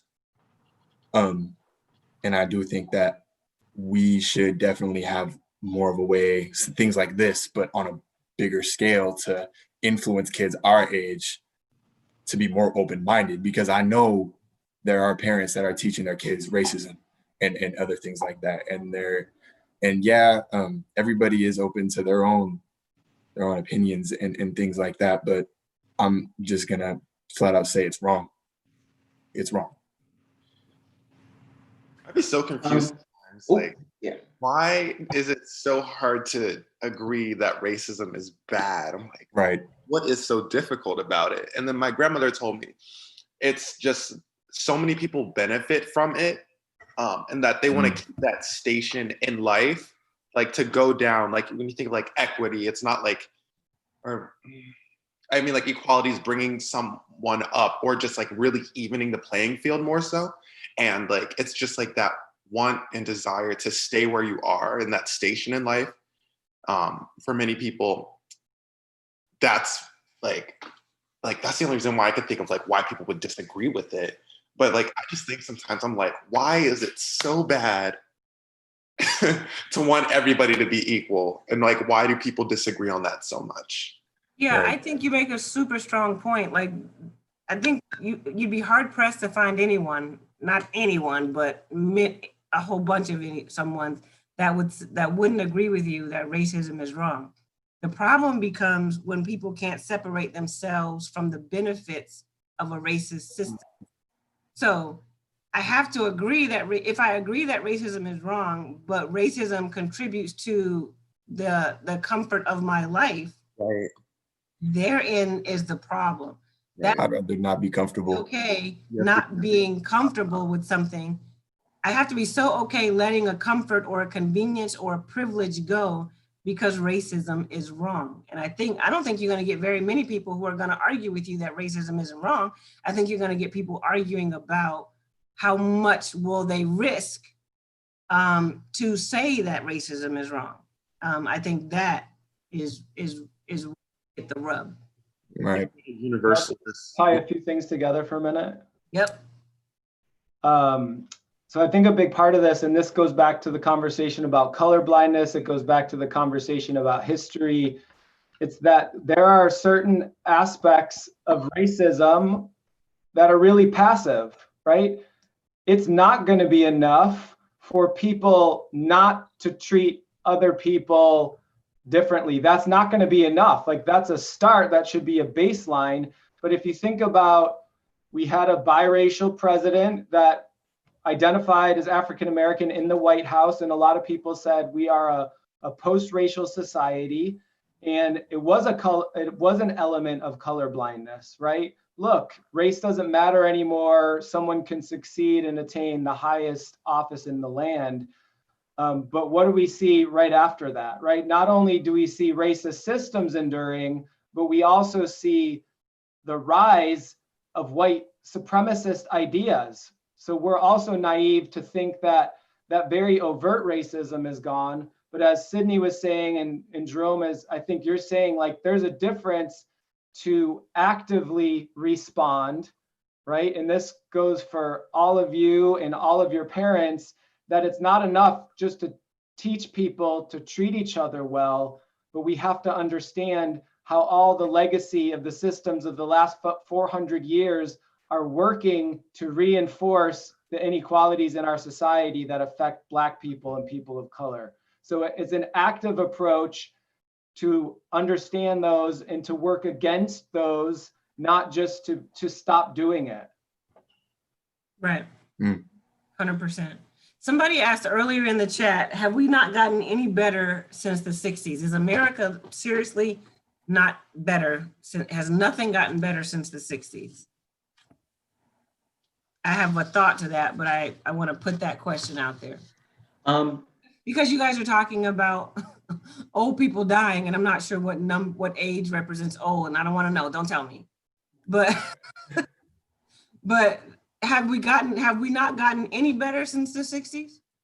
I think it's been hidden. I think people aren't blatantly racist towards you until they feel extremely threatened. But in everyday life, we still see the passive aggressive behavior towards people of other races. And it's not so out there, but it's still as prevalent as it was in the 60s. The only difference is we're not segregated. And even in that, we're still socially segregated. Can I go off of what you said, Trenton? That was perfect. We're still living in that time of serious racism. It's just been kind of covered. It has a new name. It's been just renamed. It's still there. We haven't changed. It just has a new name. It's just a new face, a new mask. But you peel that away and it's still like the Civil War. People are still being treated terribly. People are being killed because of their color. People are being enslaved because of the criminal justice system. It's still the same. It just has a different number, and it's disgusting. See, I don't think it's exactly the same. Like, I think arguing that it's exactly the same it's just not true. Consider, for example, that in like 1958, like 3% of Americans approved of interracial marriage, right? By 2015, that number had grown to like 95%. So the things that were once like, if you're white, you can't support Black people in the 60s, right? Where people were blatantly and overtly racist to Black people's faces, that's no longer a thing. At least it's not. Yes, it is still a thing. Okay. Racist. Can you let me talk? Yeah, I'm gonna let you finish, but I just want to say people are still being blatantly racist to people's face. I've been called a nigger before to my face. My mom works at a jail and somebody called her nigger to her face. So yes, people are still being blatantly racist. Don't get that misconstrued. Oh no, I that's not what I'm saying. What I'm saying is it's not the majority of people, whereas it was in the 1960s. What? Didn't you just say people are not being blatantly racist? That is not the same as in 1958. I didn't think people are not being as blatantly racist. I never said no one is. Okay. I think what he's trying to say is that there's a lesser amount of people being blatantly racist. Exactly. Thank you. But why are we okay with that? Why are we okay with that? It's not Why okay. is it an issue No of one's like, saying that we're Shouldn't okay be a with norm. that's That should racist. not be a normal. Yeah, it shouldn't be normal. But it shouldn't be the normal. Yeah, but so I respect what you're saying. Respect you as a person, but to say that people aren't being as blatantly racist or there's not a majority, like Trenton has said, I believe Jerome said it as well. It's just being hidden now. They're still blatantly racist. It's just hidden now. I've seen it not to myself, but to my friends. Even I'm with my guy at the store, and we go up to pay for what we got. We were just getting some candy. We were hungry, and the dude was like being all polite to me when I handed him my money, and then he looks at my friend all different just because he's Black. That is, I think, what is the more blatantly racist of the now. That is how it's shown now. yeah, there's not as many white people running around calling other Black people the N-word, even though that does still happen. It's very prevalent, but it's not as like big and booming. And yet people are just more passive aggressive about it. Can I say something really quick as the oldest person on this screen? Though it's not the same as the 60s, I would venture to say it's worse than the 60s. At least in the 60s, you knew who didn't like you. At least you knew. Now you don't know. You work next to somebody, you sit next to somebody who really dislikes you, and you don't know. I would rather know. So I would say today in 2020, we're worse than they were in 1960s. I agree with that 100%. So, because can I just make one more point? Yeah, go and ahead. then I'll speak. I don't know if anybody has read the book The Hate You Give. And in the book, they were speaking about, I believe the girl's name was Haley. Or if you even seen the movie, there was a scene in the book and the movie where Haley basically was saying, oh, well, that Black guy, he deserved it because the cops, I forgot what exactly happened, but basically they were best friends, had been best friends since they were little kids. And now that, stuff starts to hit the fan with, social justice issues and stuff like that in today's world, like Mr. Isaiah said, Star would have never known that Haley felt that way about Black people, felt that way about Star. She was just like, oh, you're not that one person, Like I've seen some people like as a whole, some people choose what Black person they're gonna like and what type of Black people they're not gonna like. Anybody knows me knows I like Beyonce. I know some white people that they will say, oh, well, Beyonce, she's not that type of Black person. She's not out here. But as soon as she released the whole formation and like after 2016, she lost a lot of white fans because they were starting to realize, oh, I forgot Beyonce's Black. They had been so commercialized that, oh, she's just, this type of superstar that, oh, dang, they done forgot that she's Black now. You can be Black, but not too Black. Mm-hmm. And when Beyonce basically said, I like my Negro nose, they're like, oh, she's Black. She's Black. Like collard greens and cornbread. Yeah. I wanna jump back to the question. I heard Coleman Hunter, I think, when we were talking about the difference between the 60s and now, I think Coleman, you just simply said, why are we okay with that? Like, why is, like, if there's still a little bit, if there's less racism, but there's still racism, why are we okay with that? And I think that is it's a really simple question, but I think that's like a super legit question to ask. Like, if it's just a little bit, is that okay? No, it's not okay. And me, again, I'm very interested in this conversation because me being white, I don't experience this. I've never experienced racism. And so to hear the other side, like I am now, it's even more eye-opening than anything that's been going on. Yeah. And if I personally see somebody being racist, that does truly bother me, and I will say something. And I don't think that any type of racism on any scale is okay at all. It just shouldn't be a thing. Because again, me in my mind is a person is a person, regardless of the shade. It doesn't matter to me.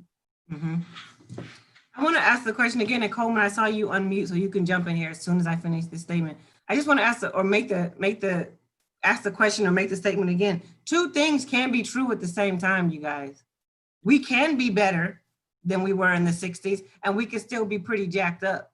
Those two things can be true at the same time.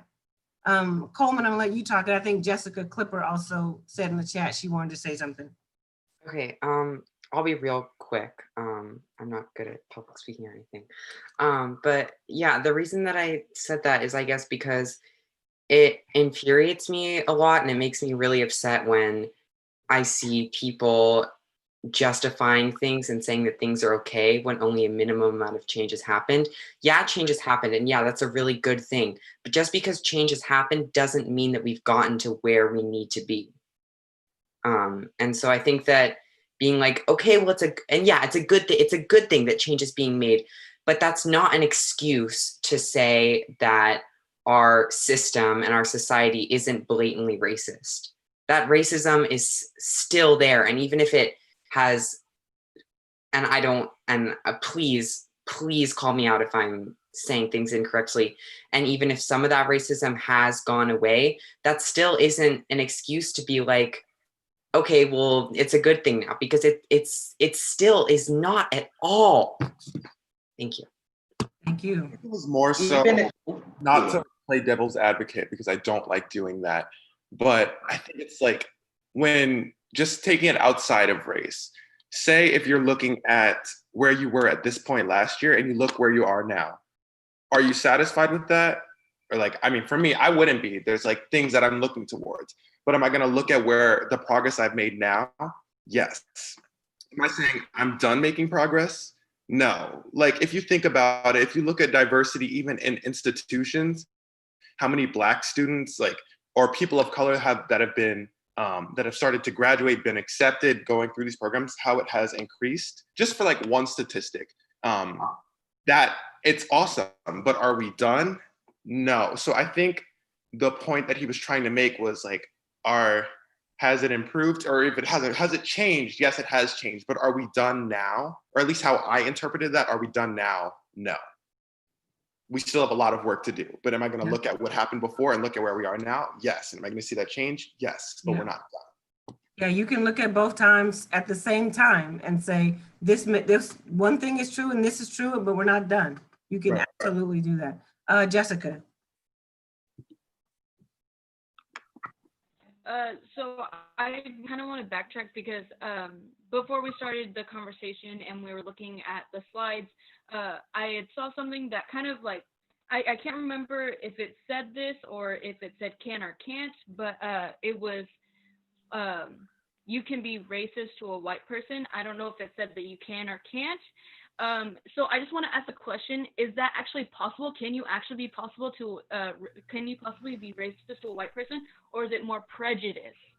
Because there is a big difference. There is a big difference between being prejudiced, because that is just like, you know, what you think. And there's no reason or there's no statistics or any type of facts to back that up. It's just what your like opinion is. So I kind of want to ask, like, from a white person's point of view, like, do you like, I know that like a lot of people would say that you don't experience, or even from people of color, like, what do you guys think about that? Like, is it being actually racist or is it being prejudiced?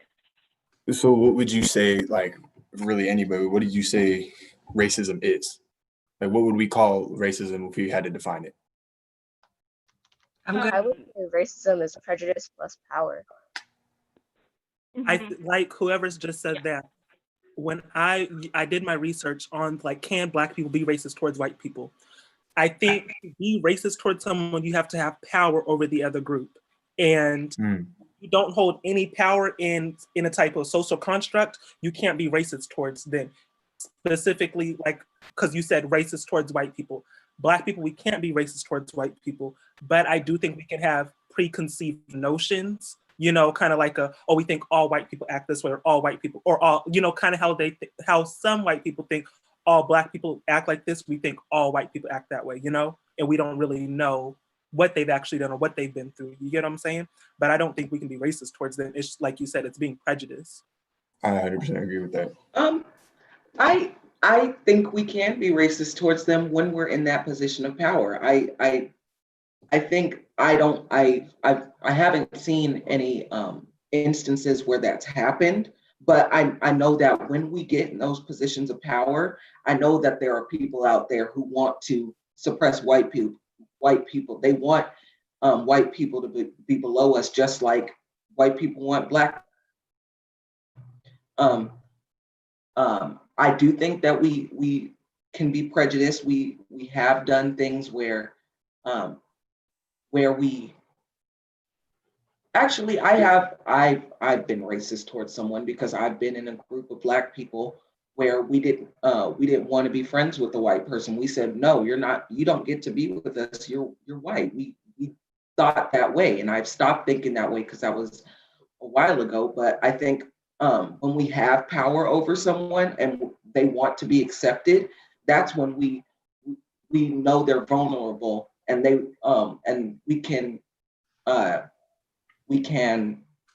have power over them, and have that position to be racist. But I don't think like when you when you brought up about being like in a position of power, so I'm gonna think of like a business mindset. So let's just say I have a multi-million-dollar company, and it comes down to two people that I can promote. One, it's a Black person, or it's a white person, or not necessarily promoting, like just hiring process. Personally, I would choose my Black person because Black people, we're often not given opportunities to excel in these big companies. You know, you don't ever really see a Black CEO of a big company unless it's like something that they built for themselves, from what I've seen. Correct me if I'm wrong. So even in that, what would you base it on? So if they had the same credentials, then I would probably choose the Black person. But if somebody is more qualified, that's what I'm going to base it off of. If someone's more, I'm saying like, okay, let's say they come in at like they come in with the same credentials, same school, same GPA, or, you know, just whatever. And it comes down to them being Black or white, I'm going to choose my Black person because I want to see, not that I don't want to see other people succeed, but I want to see my Black people succeed. I want to see us be at the forefront of things. I want to see us, you know, actually building something for ourselves, you know? So I'm saying, if a person's unqualified for something, then they're just simply unqualified. Right. Then that is what it is. But if they're coming in and they're actually qualified, or let's just say the white person may have, you know, a few more qualifications, but I see the growth in the Black person and they're at a point to where I can see them being able to succeed and I know that they can go further, then I'm going to choose my Black person for that because I see the potential in them, you know? Mm-hmm. So like, and like, on top, oh, sorry. I'm so sorry. Whoever said wants to talk about, go Sid.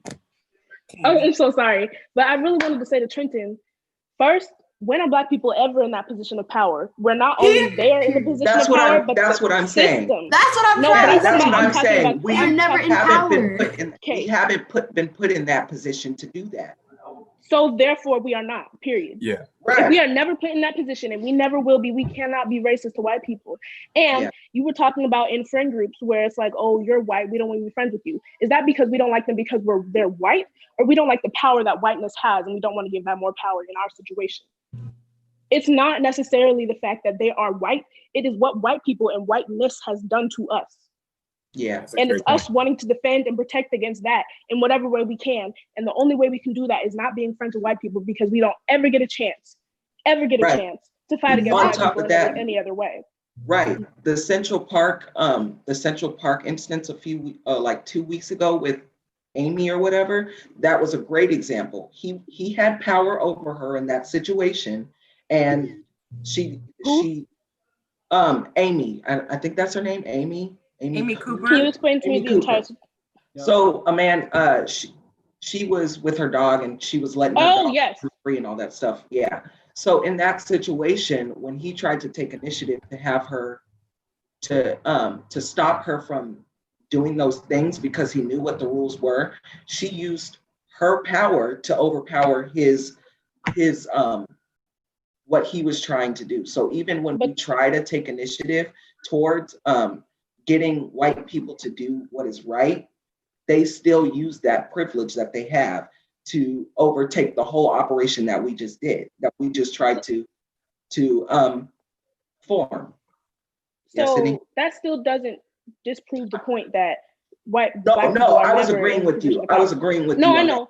Oh, okay. Well, still going back to your original point, you were saying that there are situations where Black people can be racist, and frankly, there are not.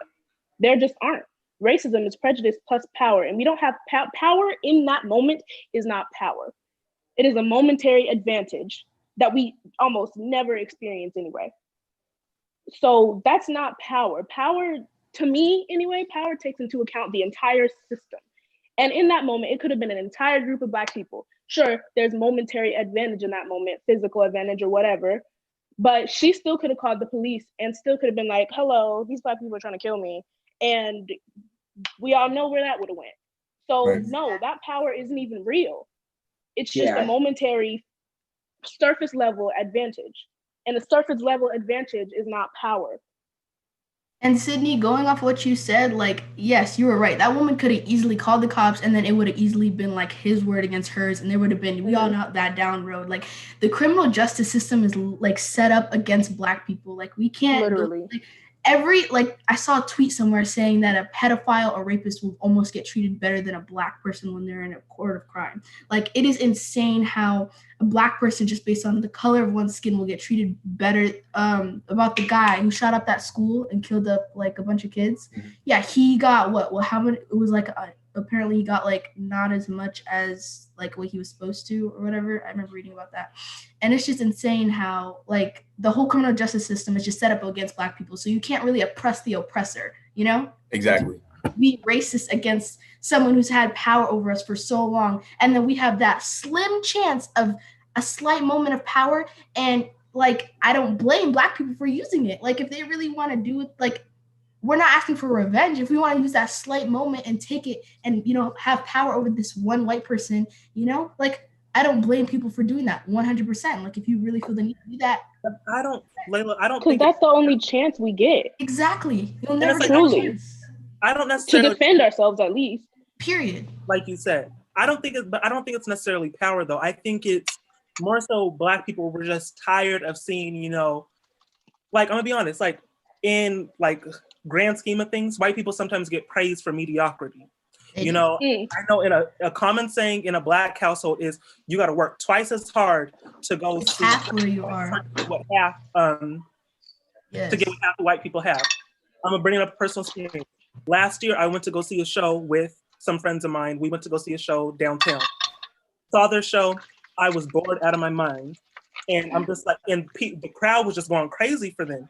But so I did a show a few weeks after that. When I tell you our show blew them out of the water, but we're still not, able to get, all the praise that their type of, companies have. We're just like we're still trying to fight to get up there, like because we're all the way up there. You know what I'm saying? Yeah. So like when we're getting to a point to where we want to see us succeed, and we see that okay, I can take my Black people and we can go further than that, then we're gonna take that chance because we're tired of just seeing, oh, that person's better than that person, but because they're Black, they haven't made it as far. Black people are the underrated people of society. Exactly. And I feel like some people try to take into account as in like Black people are trying to get revenge. Like that has nothing to do with it. We're taking the slim chance that other people, non-people of color, get every single day, to the point where we're trying to get a chance that we get maybe once in a lifetime or once ever, and we're taking that into account. I don't think that's being racist at all. I think that's just using the situation, and if you're just using the situation that you have in that moment. And some people, I just don't believe you can oppress the oppressor. That's just my personal opinion. Going off of what Layla and Cindy said, I completely agree. By definition, racism is prejudice or discrimination directed against someone of a different race based on the belief that one race is superior. So facts are fact. If you look throughout history, white people have never been oppressed. They have always been the oppressor. If you look throughout history, just to slavery, Boston Tea Act, and everything like that, like they have never been oppressed by their own race, by people of color, by different race. They haven't been oppressed. So I think, like by definition, it explains that we can't be racist towards them. Prejudice, yes, but not racist. I completely agree. And a lot of people use that definition to be like, oh, see, so as long as you dislike somebody for their race, then that means and you're racist. That's the end of it. But we have to take into account who wrote that definition. White people. Being like, who does it serve? Who does it really serve? We have to take that into account as well. And you're talking about how white people have never been oppressed by their own race. Yeah, they have, but not for being white. They're the Irish. We all know about the Irish because the Irish are still treated pretty poorly, but they're not being treated like that because they're white. It's a whole other different amount of things. Like white people have never experienced racism because they're white. It's always been by other white people, one, and two, for some other reason. And while that doesn't negate the fact that they have been oppressed in one way, it doesn't apply to the conversation. Let me steer the conversation some more. I just want to say two phrases that came up or one phrase that came up a few times in your comments, and one that is sort of starting to sort of circle in conversations. One phrase would be white fragility, and the other phrase would be Asian absenteeism. White fragility and Asian absenteeism, or Asian activism. That's also starting to circulate. What thoughts do you all have about white fragility? As in like having an Asian person as an ally?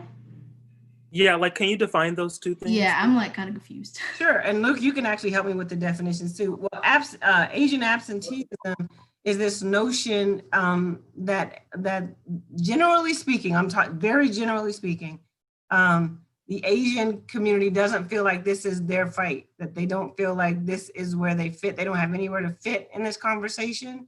And so they will just quietly coexist until this all blows over. That's just one thought. White fragility is this notion that that this is really hard to take. Like, this is some of the stuff that's coming up now is hard to take. It's really difficult to listen to. It really makes them sad, and so we should really pay attention to the fact that they are hurt and that they are saddened by what's going on now. So there's that.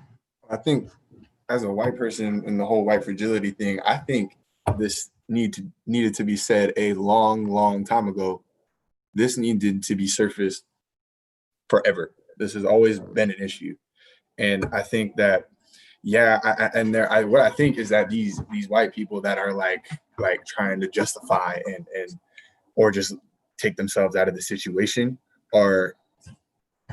they might believe in the right things. They might believe like what we believe here in this conversation, and don't know how to say it, or they're too scared to face the truth. That white privilege is very real. And what you guys were talking about, how like positions of power, that whole conversation, it's real. You cannot be racist towards a white person. And you can't really oppress white people, because white people never have and never will be oppressed because of their skin color. It's just not going to happen, because white people have always been in a position of power throughout history, oppressing people of color. And the Asian, how you say it? Absenteeism. I think obviously, I guess their race really isn't like too much involved like in this whole Black Lives Matter thing. But I think that if they should stand up for what's right, or to what they believe is right, if they have an opinion or they want to say something or they like want to support, I think they should say something, because it's not about just white people being okay with Black people. It's everybody being on the same side against racism. And I want to say something specifically about Asian absenteeism. White people have not been the only people to oppress Black people. You find anti-Blackness in communities of color all over the world. And so that anti-Blackness, which, I have my best friend, she was almost kicked out of her house for going to the protest with me. And that's because her parents would not understand, refused to understand really what the point of the process of Black Lives Matter was. Granted, there was some COVID mixed in with that, but they just didn't understand like the gravity of the situation. But with Asian absenteeism, I'm not saying that Asian people are opting out of taking sides in this, but in making the decision to opt out, like knowing that there is already anti-Blackness, it really is just choosing the wrong side. Like, you know how people say silence is violence. Their silence on top of not generally speaking, but in terms of like what has been shown to be anti-Blackness in their communities just goes against, like the absenteeism is a lot more involved. Like when you think of something being absent, it's like not being there, but the choice to be absent is doing damage in and of itself. that makes sense. I think that Asian people could definitely, like, if you're Asian and you choose not, I understand that these topics are hard to talk about, but as Black people, this is harder. Not harder, I don't want to say harder, but this is also equally as hard as on us because it is about our people. It is about our ethnic group. It is our people that we are currently having to see get shot down every day and be brutally beaten and murdered. This is about us, and I feel like you can definitely help out. You could make sure this is good. It's a lot harder for Black people, I feel like, because in these situations we need to all come together as one. We need to be a unified front to make sure these topics are heard about, because if they are not heard about, these people just get forgotten about. Breonna Taylor was murdered how long ago, and we're just talking about her today. Yeah. Same with so many other people, so many other Black people. And it's just, honestly, it breaks my heart to know that these people, there's so many people. When you say their name, you really have to say their name, because if they're not heard, they're never going to be. Mhm. And it's like, Asian people, if you want to be an ally, like, if you're not going to be an ally, then you're just a part of the problem. Like, if you're not going to talk about these issues, you're not going to spread awareness, you are the problem. You are the reason why we're not being able to talk about these, because you choose to, what, not go to protests, not spread petitions and protesting and signs. You're not doing anything. You're just sitting there watching us happen. Like, and then what happens if Asian people have to face oppression? Like, how do you expect the Black community to help you guys when you guys go Can I through say this? something on that, Layla? Yeah. Two things. Sorry, just because you brought up two, Yeah. and I want to Go ahead. Yeah. One point about the Asian absenteeism. I'm sure a lot of you guys heard about the whole incident that happened about the owner of Top Fade Barbershop in Renton. It's an Asian man, but a lot of Black people go to that barbershop. And he commented on a post. I'm not sure what the post said, but he said, who knows, that dude probably deserved what he got. Basically on the lines like he got what he deserved, you know? And in that process, he lost a lot of Black customers, you know? And if you go to his Facebook page, the influence on, from what I've seen, I don't know the man personally, from what I've seen, the influence on him in the whole barbershop is very Black influenced, you know, from just the way that stuff is, you know, posted about. It's just very Black, in my opinion. And so you see a lot of the influences on that. And when he made a apology that was real half behind, he basically said, it's with all that's going on with the pandemic, it hurt my feelings, I spoke out of anger. But I'm like, what did Black people have to do with that? With your anger about the whole pandemic? Where did that come into play about that? So make it make sense to me. Explain it to me like a 3-year-old. Where Black people in the pandemic turned in for you. Make it make sense. Also, about the when you said when like Asian people have to face oppression.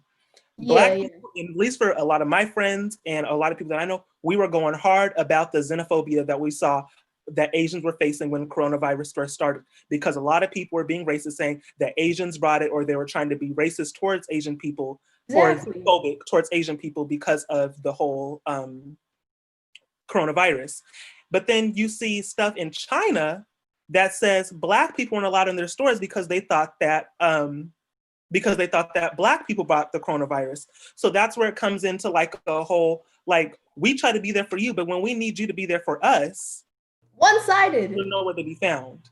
So I was gonna say, agree with that. Like, it feels like they're extremely silent when we need them the most, but then when all the stuff is blown away, they have a whole lot to say, and they put themselves right. They make it seem like they're on our side by selling us hair products, doing our hair, doing all that stuff for us. But then when we need them the most and to speak out, they don't say anything. So that's another piece of it being unfair. If we're going to advocate for you, we expect the same thing to happen when we're in trouble. Like, it's simple as that. It's like a double standard. They like supporting us when it's convenient for them, but when we really need it, they just push us away because we don't have anything to offer anymore. Once we have a voice, we suddenly don't have anything to offer. Something I kind of I've seen a lot in, especially my neighboring community because I exist in a space that's mostly Asian and white dominant in our makeup. And I think a lot of time this exists in both Asian communities and Latino communities or Latinx communities, in which I'll see members of people that I know wage their oppression against Black people and use their own struggles as a weapon to create anti-Blackness within our own communities. And I think it really destroys a lot of the relationships that we have. And I think it historically within Asian communities, there have been generations that made concessions to a system of white supremacy in order to gain status, because that's what they had to do to even be let into the country. And then internalize this system and now are at a point where they can weaponize the system just as well or almost as well as a white person could. Wow. Wow. It just seems like, Black people, like, I remember, I think Miss Michelle brought it up last week when you said your stepson had brought up a point where he was like, when did we decide that Black people are the ones that, that people choose to hate? And it basically just seems like that's what I believe his name's Gavin just said. Like, when Asian people, like, I learned this in my history class. I know history books are kind of messed up, but it just seems like Gavin brought up, Asian people had to learn from white people because that's what they saw were, that white was right for them. And so they see white people don't like Black people, so we're not gonna like Black people. But it's like, what did Black people even do to you to make you not like them? And literally, Black people, we support Asian businesses. They go to get their nails done by Asians. They get their hair supply from Asian stores. A lot of the big Asian, a lot of the hair supply stores and beauty supply stores are Asian owned. Nail salons, Asian owned. So we sit there and you support your business all day, but when we need you to be here in our corner to say, hey, don't be racist towards my people that support me constantly, you're nowhere to be found. So I think when we sit here and say, don't be racist, I think what's also being said is whether you are racist or not, your silence hides with racism. Your silence is enough. Your silence shows by you not saying anything, that's just as bad as you, saying, oh, I'm racist, in my opinion. Like, yes, sometimes silence is golden and sometimes, being quiet is the best thing. But in instances like this, that's not the best time to just, I'm just going to be a hushed mouth. Right, your voices need to be heard, and like you said, like in instances like this, we need to band together and unify. And when we're being not heard, and people are just like, "Oh, I don't know if I should speak on this topic," when we're literally saying we need to come together, and we all need to be together, and we all need to use our voices to be heard as one. Everybody seems to just be in thin air, just disappear, like nobody wants to talk about it. We support everybody else. I feel like Black people as a community support so many other minorities so much, but when all the other minorities need to come support us, it's like we get like nobody. I just feel like Black people don't have nobody else to turn to besides other Black people, because when we try to, you guys don't support us. Like I want to say at all, but 95% of the time. Right, and then they get mad at us when we want to focus on ourselves. When we Exactly. want to just focus on the betterment of ourselves, then it's a problem. But as soon as we support you and all the other people of color, then it's a problem. Then you like us and you want to hang out with us all the time. And I feel like that's a double standard. Yeah, it's a double standard. Exactly. I feel like that doesn't even go for Asians. I don't even want to specifically like pinpoint that on Asian. I feel like it goes for so many other minorities and like so many other races and like groups of people. Like when we asked you guys to band together as a front, a lot of people do, and I love those people so much. I support them so much because they're coming to help us. But when we asked y'all to come help us out with the one thing that we obviously need voices to be heard and be warriors about this thing, you guys just like, they're like, no, I don't want to get involved. And I'm like, what? Like, it's mind boggling. Or I know when some people try to say that when some people try to justify why they're not getting involved or like, to try to justify their racism, they pull up black on black crime, or they pull up my God. for Obama. They're like, oh, I voted for Obama. I can't be racist. I voted for a black man. He's in office. I got elected him twice. Like, no, just because you voted for Barack and he came into office, you can't be racist. And also black on black crime, when you guys are the ones who instilled it in us, to like the self-hate that some black people have against each other, the whole light skin, dark skin thing. I know some people take that whole light skin, dark skin thing to heart. They be like, oh, team light skin, team dark skin.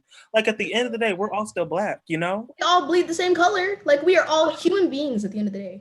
Yeah, Duncan said one black friend. Yeah, like, they say they have one black friend and it's all good.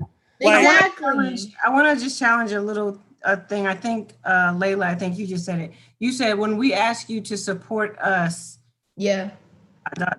And I want to challenge that statement a little bit, to support us, because it sort of gives credit to this notion that racism is a black problem. So asking people or expecting people to fight against racism or fight against to fight against racism as if racism is uniquely a black problem. I think we have to be careful about that because it's not true. I mean, you know what I'm saying? And so I don't want it to be heard like, yeah, you should be supporting us. What we're dealing with right now, what we're dealing with in our country right now is not. I would be careful about us making that a black problem or making that a black issue. I think we should be careful about.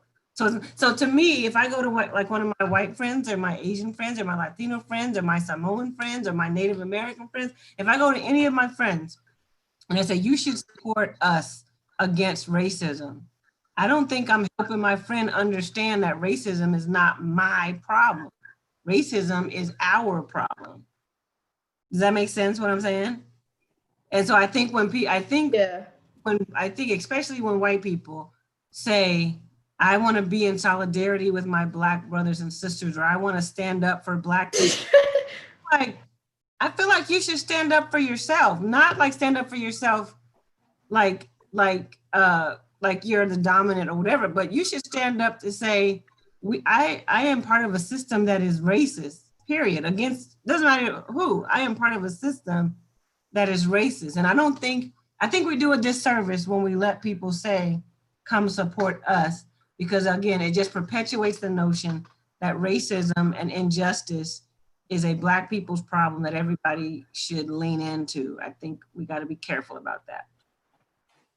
Just a thought. I think, just generally speaking, as a race, like a race thing, racism is everyone's problem but a white person. You think so? Yeah, because white people are not oppressed for their skin color. Historically, they're not. It's not. White people are not oppressed in any way, unless, no, not really. And if they are, it's not for their skin. It's not for how they look. And I think that if there are white people in oppression somewhere else, it's for, I don't want to say a better reason, but a bigger reason than just how they look. Let me try this. Let me try this. If a person in the family, let's say the father in a family is an alcoholic, and so the family suffers because that father's an alcoholic, they deal with the mood swings, the tantrums, the abuse, the ugliness of that disease. And they say, well, our family has a problem. Our dad doesn't have a problem. Our family has a problem with alcoholism. Is that legit? It's a legit problem, yeah. But I think that no, it's me saying the family has a problem with alcoholism, not the dad. Is that a legit statement? Well, if the whole family is not drinking, then I think then the dad would have that problem with alcoholism, but the family has a problem with dealing with the dad that has alcoholism. Right, and I think I'm saying the same thing about race. We can't say white people don't have a problem with racism because they haven't been oppressed by racism. White people do have a problem with racism. They just haven't been on the oppressed. Oh yeah, and that was said much better than I could have said it. They are the problem. They are the problem of racism is the bottom line. So making it about other people instead of owning responsibility. But white people are also affected because we lose community with other people because of the racism that we are responsible for. Right. And I think for me, like I struggle with racism, not racism towards me, but racism towards my friends and family. The people I consider family, even if they're not blood, they've been there for me my entire life. And so what I was saying earlier about me having to worry about my brothers going somewhere and being shot up because of their skin color, that's where I struggle with racism.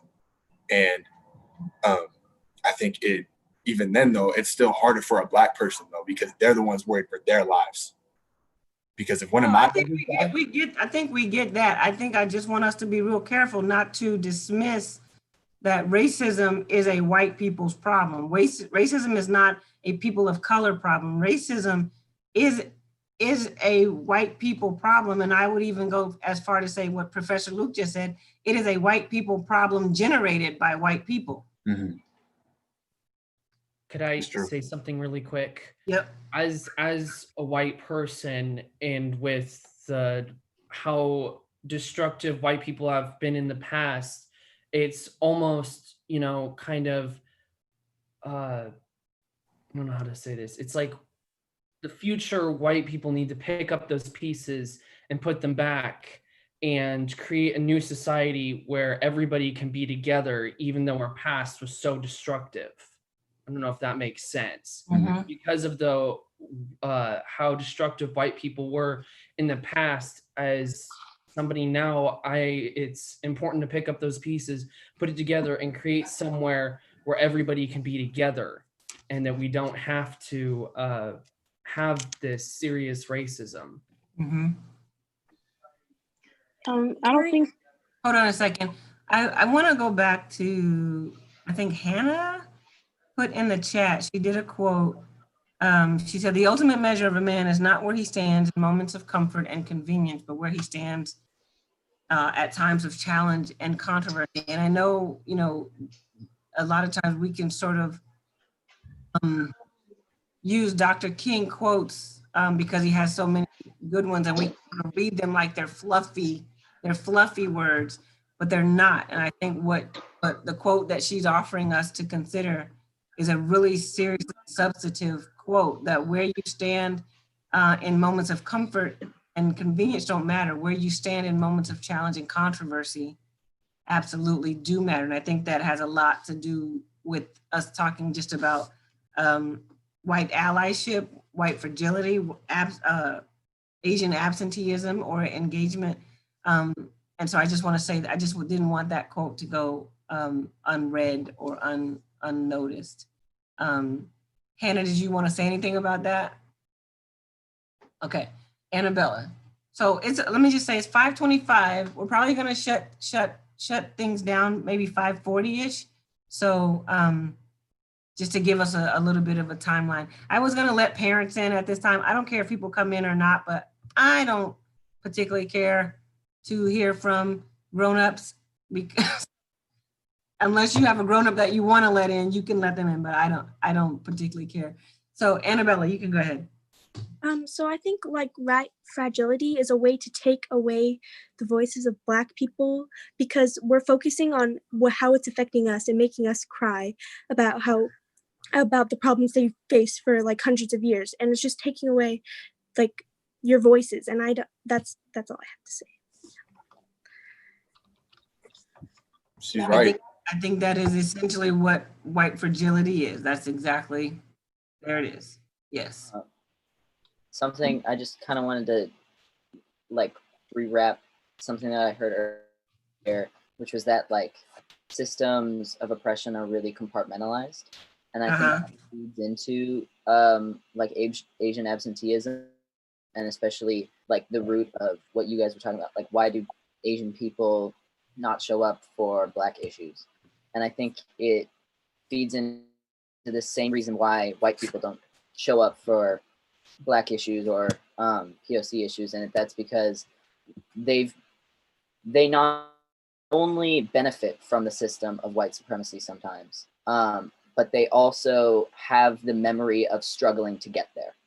And so when people say we're going to tear this entire system down, they have that in their brain. No, I struggled to get to this place in this system. Don't tear it down, or I'm going to lose everything and go back to where I was. That is such a strong point. Like, some people say, no, I fought the system. I worked my way through the system. So leave the system. The system's fine. You just have to work your way through it.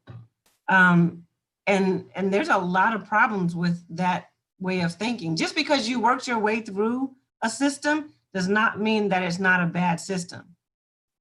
You can have survived a bad system. You can have excelled and succeeded. That does not mean that that system is not still bad. Again, two things can be true at one time. You can succeed and it still have been a bad system. It still can be a system that you should have never had to survive in the first place, right? You can still succeed. You can still pull yourself up by the bootstraps, as they say, but that does not mean that the system that made you do that was right. And that's kind of like what Trenton had brought up at the very beginning of the meeting, how like, I know for myself and like, you know, Trenton and I'm sure it's other kids didn't really, trying to get how to say this correct, but I don't really care. Trenton brought up like how we kind of thought, oh, that could never really happen to me, you know, because of, you know, the lifestyle we've been given. You know, we didn't grow up during, you know, the crack epidemic, weren't raised around, you know, some Black issues that some Black children still go through to this day, you know? And so I think just because, you know, our parents, you know, made it out of the system that wasn't designed for them and they've made a good life for themselves, we're still like, we still got to remember at the end of the day, stuff can still happen to us and we're still surviving in a system that wasn't designed for us to win, but we're making it out of it. Every generation, I believe, has to go through that. I think that the way that our parents fought to get us in the position that we are now, their parents fought for them to be in that position as well, in the position to push them forward to get us where we are. So I really think it's a generational thing. And I'm not saying it starts over, but even in that, we still have challenges no matter what status we're at. And again, I think that's unfair. And because I saw this post that I kind of resonated with, and somebody can go after me, I'm sorry, but can go after me after. I saw a post that resonated with me. It said, our parents' generation, because of the way their parents raised them, like when our parents were born, that was like after the civil rights movement had just kind of ended, and, you know, Black people were kind of starting to see the light at the end of a tunnel. Not that issues weren't still going on in the 70s, 80s, and 90s, but it seemed like that moment in the wind is like a brand new day. Like, they still got stuff to go through, but it's a brand new day and they feel it now. But now we're starting to kind of, you know, like reap some of those issues, because not that that generation was lazy, but they didn't really think that, like, oh, they were just kind of distant from it. So now we're going through stuff that our grandparents went through, if that makes sense, you know? Yeah, I mean, I definitely don't think you should call that generation lazy. I don't think it was lazy. I think there was they fought for a long time, and perhaps you could say after that measure, that intensity, that volatility of fighting, there might be a window of time where people just needed to not fight. Yeah. There might be some legitimate, they fought differently, right? Mm-hmm. Fought by how they worked and how they lived and how they raised their children. That doesn't make them lazy. That just means that they were in a different space than people from the 60s, 50s, and 60s. So, yeah. Duncan, I feel like you want to say something. I was just about, I'm trying to think. So about the parents, I think most of us on this chat are in around high school, since something around that, or just getting out of high school, or, you know, end of middle school. most of our parents were born in the 70s and 80s, which was a time of extreme political disrest coming right from the 60s. Even the end towards the beginning of the 60s, there was still political unrest during the civil rights movement. And then it went into the 70s, and then things sort of fizzled but didn't fizzle. And then the 80s hit with the new political leaders and stuff like that. So there was a lot of civil unrest. So people, our parents is, they were kids, and then their parents, our grandparents, were fighting all this civil unrest and all these battles of new laws and new places, and not to mention how many wars were happening at that time. We just came out of the Vietnam, and then we went into Mexico and Cuba, and we're all fighting these epidemics of drugs and stuff like that. So I think there's a lot of different factors that are coming into this. Absolutely. I'm not saying that it's just, there's a lot of factors to think about of what our parents and grandparents were going through. Absolutely. Let me bring us all the way up to this week. Let's talk about in our few final minutes together. Let's talk about the protests.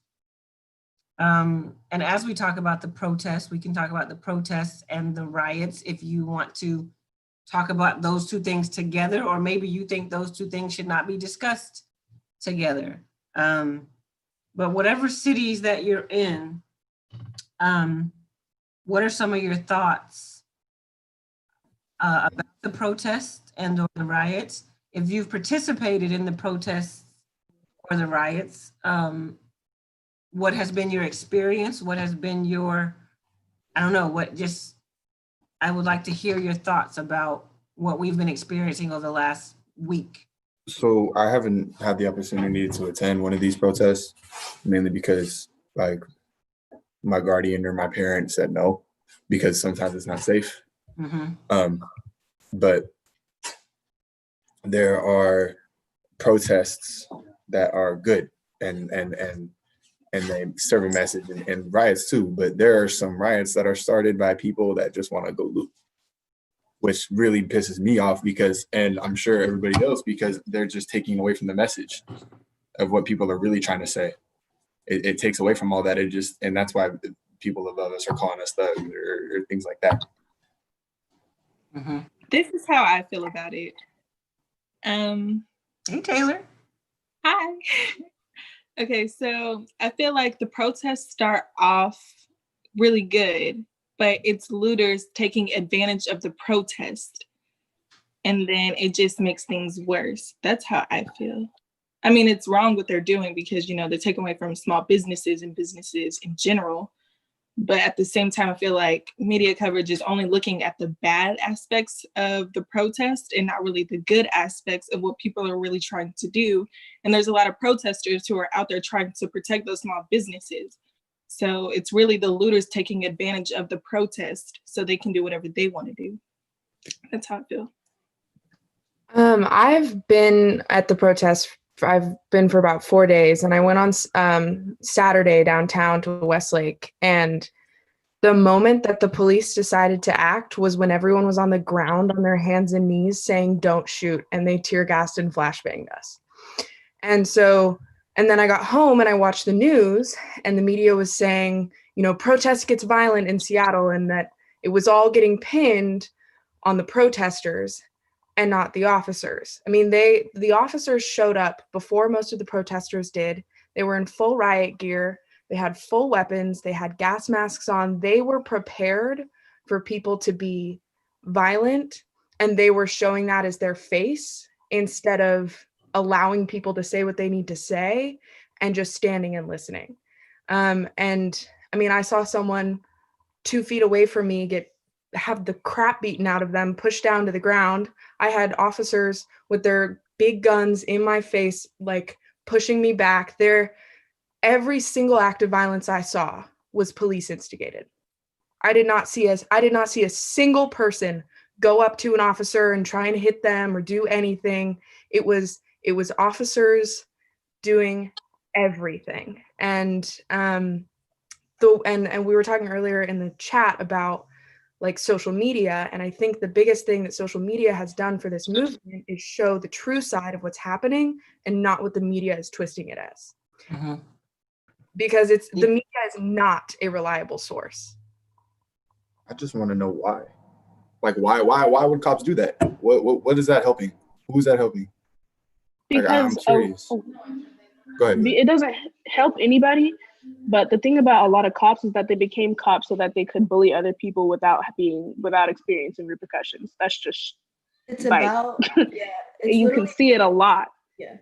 I It's didn't. just about power. It's about how much power one police can make. They're like, oh, I can definitely shoot you. I can hurt you. I can beat you to the ground with my baton. And what are you going to do? You can't do nothing because I have the power over you. Whether it's a white cop, whether it's a person of color, it does not matter. As a cop, I believe all cops are bad because every cop has a power. They all have a choice. You can go home and take off that uniform. You have the right to, you have that choice, but they choose to not take it off. They have they can choose to say, hey, they can talk to their chief and say, I don't think we should be doing this. I don't think that we should, maybe you can make a complaint. You can leave your district. You can leave. You have so many choices. And the fact that they are choosing to have power over people of a minority because they know they can get away with it, honestly, that speaks loud about who they are. It just feels like it's a bunch of bullies with authority. But honestly, I don't blame people of color for trying to become cops because when they take off that gear, they're seen as a black man. They're seen as a black person. Exactly. And when that comes off, I saw this post of an FBI agent who wasn't on duty being detained by two white cops because they thought he looked suspicious. I seen that. So I wouldn't blame them if they wanted to be a cop and get away from that stuff. And go ahead. Just A lot of one little thing. Cops have so much power and they don't get checked, basically kind of like fact checked for what they do enough. A cop can legally shoot you with a gun if he feels threatened in the least bit. He can pull out his gun and shoot you. And in that kind of way of thinking like that, like, oh, I feel threatened, I'm going to shoot you. That's so out of hand on just because humans, we get scared pretty easily, let's be honest, and we get a little shaky at times. And it's like sometimes a cop's job can get a little scary, but so can everything else. People freak out. And when a cop is legally just allowed to pull out a gun and shoot you just because he feels a little threatened, it's things like that. A lot of it I've seen cops are instigating things. I saw a video of a man that got shot by a rubber bullet at point blank and it went through his leg. I watched a medic who was on field helping protesters. She was crying because she couldn't get to a man on time because the cops already grabbed him even though he was bleeding out. It's this kind of things that we need to bring to the surface because America right now is peeling off the scabs on our cuts because we're deeply wounded and we're picking the scabs. We're seeing the scars. We're seeing what's really happening. These protests are bringing out the real America. I live close to Snohomish and I've seen the Snohomish protests. And it turns out, did not know this, there's a lot of Nazis that live in Snohomish. And I've seen them protest on the streets. One knocked a kid out and broke his skull. And he can't remember anything because of it. It's these things that we need to stay strong. And then these things. It's like exactly. And then they say that the criminal justice system isn't set up against us. I'm like, that's literally proving our point. But okay. And I think it's because from my experience and what I've seen, cops think they're above the law. They think because they're a cop that the law can't get to them because they are the law. And like, I don't know what it is, but I've seen something like, I am the law. You can't stop me. I am the law. Like, it's arrogant. I used to think that Seattle cops were good. I used to think that the Seattle cops were the good ones. But at this protest that I went to, some girl said, cops, say Black Lives Matter. She said, whose lives matter? And no cop said anything at all. And there were Black cops. It was really sad. And then I think we also got to remember all skin folk and kinfolk. Like just because I think Black people, we automatically think, oh, because they're Black people, we were all raised the same. We all, got kind of the same mentalities in general thinking. But then I've talked to some Black people and I'm like, Like, are you really saying this? Like, you really like they're like the self-hate is ingrained in them so deep that they don't even realize what they're saying about themselves to other people, about themselves, and how they make themselves look. Like, you make yourself. Sorry, I didn't mean to. No, you can go. So obviously we have to, I want us to be mindful, not even, I was gonna say careful, but not careful, just mindful. Again, two things can be true at the same time, right? Yeah. So I'm a person of faith, I'm a Christian. And so I belong to church or whatever, right? And there are times where church and religion is faulty and does not function well. Okay, if I can just keep it real. There are times when church organizations or people don't function properly, don't function well. Does that mean throw the whole thing away? I don't think so. I think what it means is there are some jacked up parts of it that need to be attended to and fixed. And I think, and that starts, okay, all the way back to the beginning of this whole chat, that starts with undoing systems that are created by how people think, right? And so as we talk about cops and police and policing, we would be, I feel like, I don't think the answer is throw the whole thing away, right? Or throw the whole thing away, or all cops are nefarious, or all cops, whatever. I think we have to be careful about any all cops anything, or everybody anything. I think we have to be careful about that. The system of serve and protect is a valid system. That like the job description for protect and serve, that is valid. That some, and maybe even most, struggle to do that. That can be true as much as we need, our societies need policing systems. You understand what I'm saying? So those two things can be true. So I want us to be careful, because I think it's so important to appreciate and to respect what that office is, what that role in that position is, while still holding it to account and saying, get it together, do it right, do it better, be better at it, train better, think better, all of that. And I'm saying, we don't, like, there are times I've called the police sometimes, and I hope I get a good one, right? You know what I'm saying? I shouldn't have to hope that, but that's the truth. Like, I call the police because I need the police, and my secondary thought is, I hope I get a good one. So I don't really have I'm not putting a pin on that. I'm just saying, let's be mindful that it's a system that serves a useful purpose. It is but there are breaches in the system and in the people that are active in that system. And to that point, I think that there are some jobs that you just can't be bad at. Like if you got on a plane, I heard this analogy all over. If you got on a plane with a pilot and the pilot was like, all right, like, I'm not very good at landing, but we're going to try. Yeah. You'd be kind of scared, wouldn't you? Yeah. You'd be like, I 100% agree. I'd rather not have this guy as a pilot. Right. So I 100% agree. We need better police.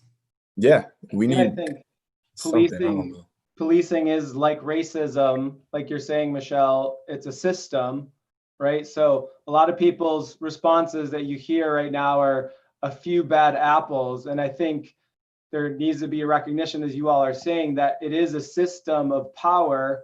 And you can look at like psychological experiments like the Stanford prison experiment, or you can study historical things like the genocide in Rwanda, where normal people like you and me participate in incredible evil because of the system of power that you're embedded in. So there are, yes, bad apples, and there's a system that creates these injustices in a widespread way.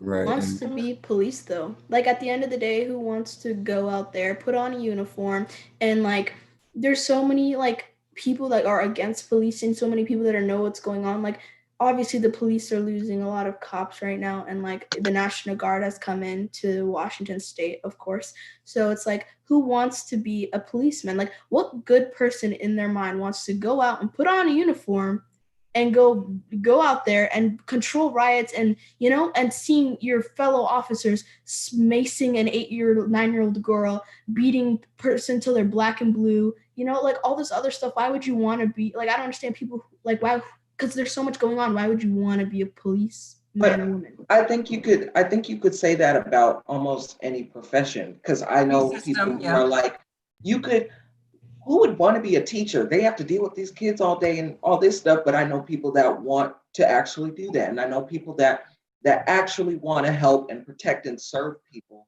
and become a cop. I know plenty of people. I'm pretty sure half of us as kids wanted to become police officers because we thought, like, they're cool. I like protecting people. I want to care for those people. But in the way that the system has changed, and we've seen its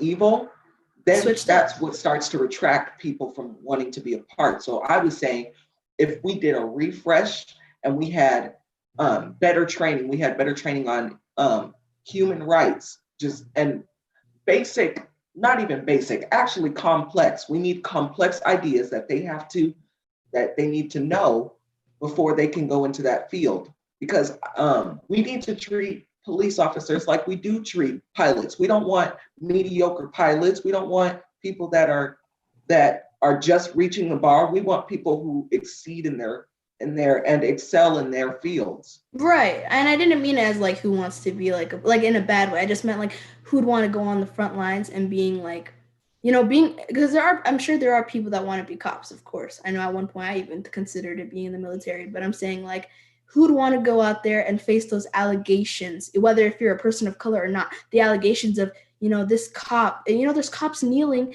the cops that are doing good. We don't see, the media doesn't portray those good cops because they are, the good cops, they're being, what's it called? They're being like fired, or they're being suspended, or they're being sent home, or they're quitting because they know it's not like, this is not what they want to sign up for.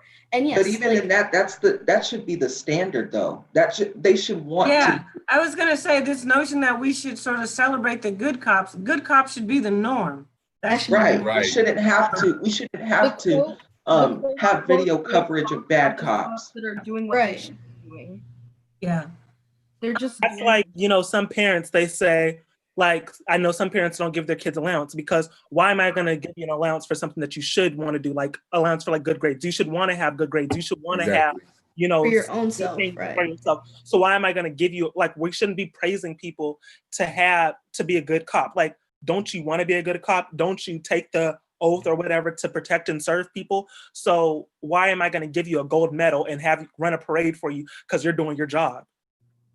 Right. And I don't think it's like, we were talking about how, there's like, there's a couple good cops, but we shouldn't tear down the whole system, because like we just need to make sure there are more good cops. Like that's a lot of what I'm hearing. Like, we need to make sure there are more cops that are people of color, and more Black cops, and just more good cops in general. But my thing is, being a policeman has never meant protecting and serving all of the people. It has always meant protecting and serving white people. Like, if you look at the origins of policemen, and they still wear the same star, the point was to hunt down slaves. Yeah. And the aim has never changed. Now they just don't call us slaves anymore. Like, right. I really don't think that we need to get more and more people into this garbage system. And yeah, we do need to change the system, but changing the system now is synonymous with tearing it down, because we'd have to go back so far that there's no point in trying to change all of that from the root. We may as well just start over, because that's how deep we would have to go trying to change exactly. That. Yeah. And let me piggyback on what Cindy was saying about the police. The police's job was to keep slaves in their places. And so if you look at the work they're doing now, they're attempting to continue to do that, to keep you in place, right? To keep you in place and to make examples out of those slaves, right, who got out of place. And so when you see them beat a Black man, they're saying, we need to you're going to be the example. When we see you walking around somewhere that we don't believe you should be there, you're out of place, right? And so police are doing exactly what policing was designed to do, and that was to keep people in place, keep Black people in place. Now they created this thing, protect and serve, but you were protected and serving the master's land and his property, and his property was at that time slaves. And so that's policing, keeping people in their place. And when you see them constantly picking Black people to put in place, it's what they were designed to do, and it's what they're continuing to do. Exactly.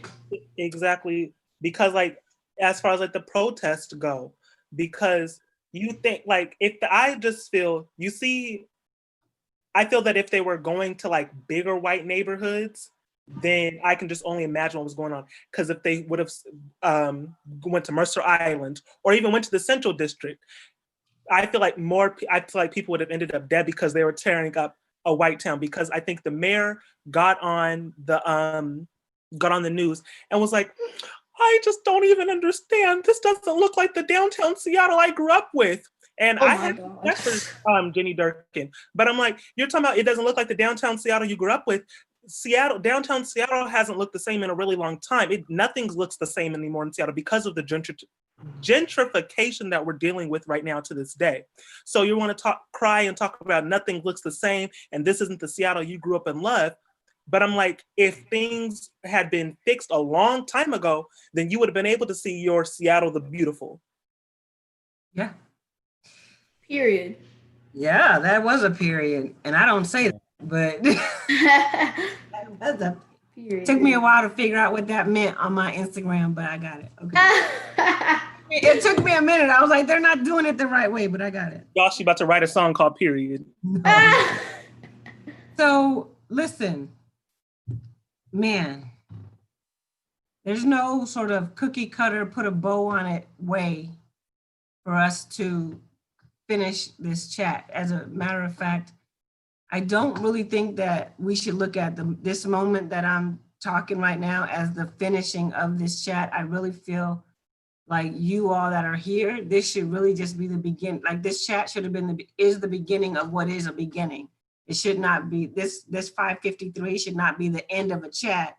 It should be the beginning of what you do from this chat, right? I want to support, we want to support, Professor Goebel, Isaiah, we want to support whatever it is that you say, this is what we want to do. We understand some of you, there might be one of you on here that can vote. The rest of you, okay, 2, maybe 3, excuse me, that can vote. The rest of you, your activism has to be done in other kinds of ways until you can vote. Does that make sense, right? And I think you showing up for this conversation, I think Professor Goebel said it earlier too, you showing up for this conversation is a clear and legit first step. Now, I work for institutions or I am the executive director of an organization that can help you organize your efforts from here. I'm not gonna tell you what your efforts are. I'm not gonna tell you what you need to do, what you should do, what you should say. The same way I didn't call Trenton and Jaden and tell them that they needed to do this. I'm not gonna tell those of you who are on here what you need to do next.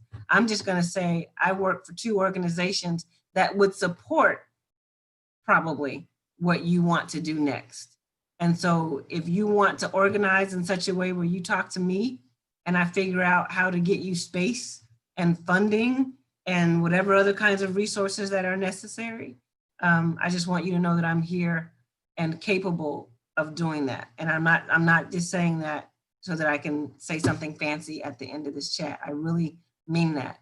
I have all of your email addresses if you registered. I have all of your email addresses. And so pulling you all back together and creating an email chain of communication is nothing to it. We can do that. And I want you to know that. I want to say one last thing. I'll let Luke say something, Luke and Isaiah if they want. And then I'm just going to let Trenton and Jaden have the last word before we go. All right. I was talking to a friend just the other day. And, you know, in situations like this, we compare America to a whole bunch of other stuff. Or not to a whole bunch of other stuff, we compare America to other countries. And I was in conversation with a friend, and there was this moment of comparison between America and Germany. And that's always sort of like shaky ground to start talking about Germany, because clearly the biggest disruption of Germany was the era of Hitler and just the devastation that happened behind that. And if you don't know that, look it up. Seriously, that's a part of world history that you should not be ignorant of. But it was devastating. Millions of people were killed. Millions of lives were changed and damaged for decades and even a century to come. But when my friend and I were talking about that, what we kind of got stuck on was how Germany made it their business after Hitler. Now, Germany made it their business to educate their entire nation about what happened in that era. Not just educate them, but create laws that say you can never do this again. Create laws and policy and almost reteach people how to think, so that never again can one person come and say, hey, let's do something terrible, and then thousands and millions of people just go along to get along. Germany said, we're so gonna start over, as you guys have been saying on this chat, we are so gonna start over that we're literally gonna change the thinking of our nation. And so I think this chat is what that has been about. This is like, while we didn't put any laws into place here, we didn't put any policies into place here, what we did talk about, and what I think we are really doing a service to, is to say, we are part of the people that say we have to change the way that this country thinks. It's not about just changing laws. It's not about just writing new policies. It's not about just doing those kinds of things. We literally have to change the way that this nation of people thinks. And I am encouraged by this chat that there is an army of you, even if you don't all agree about everything. I believe there's an army of you, and army is probably not the best word, but I believe there is a new nation of you that are about that business, that are about the work of changing how this nation thinks. And I just want to tell you that I salute you, I affirm you. If you want to say you're an army, say it. And again, however I as a person can support you further, or I as a representative of the organizations that I bring to this table can support you, I want you to let me know, because I want to help you in that way. And with that, I will turn it over to Professor Goebel and to Isaiah. And again, we'll end with Trenton and Jaden.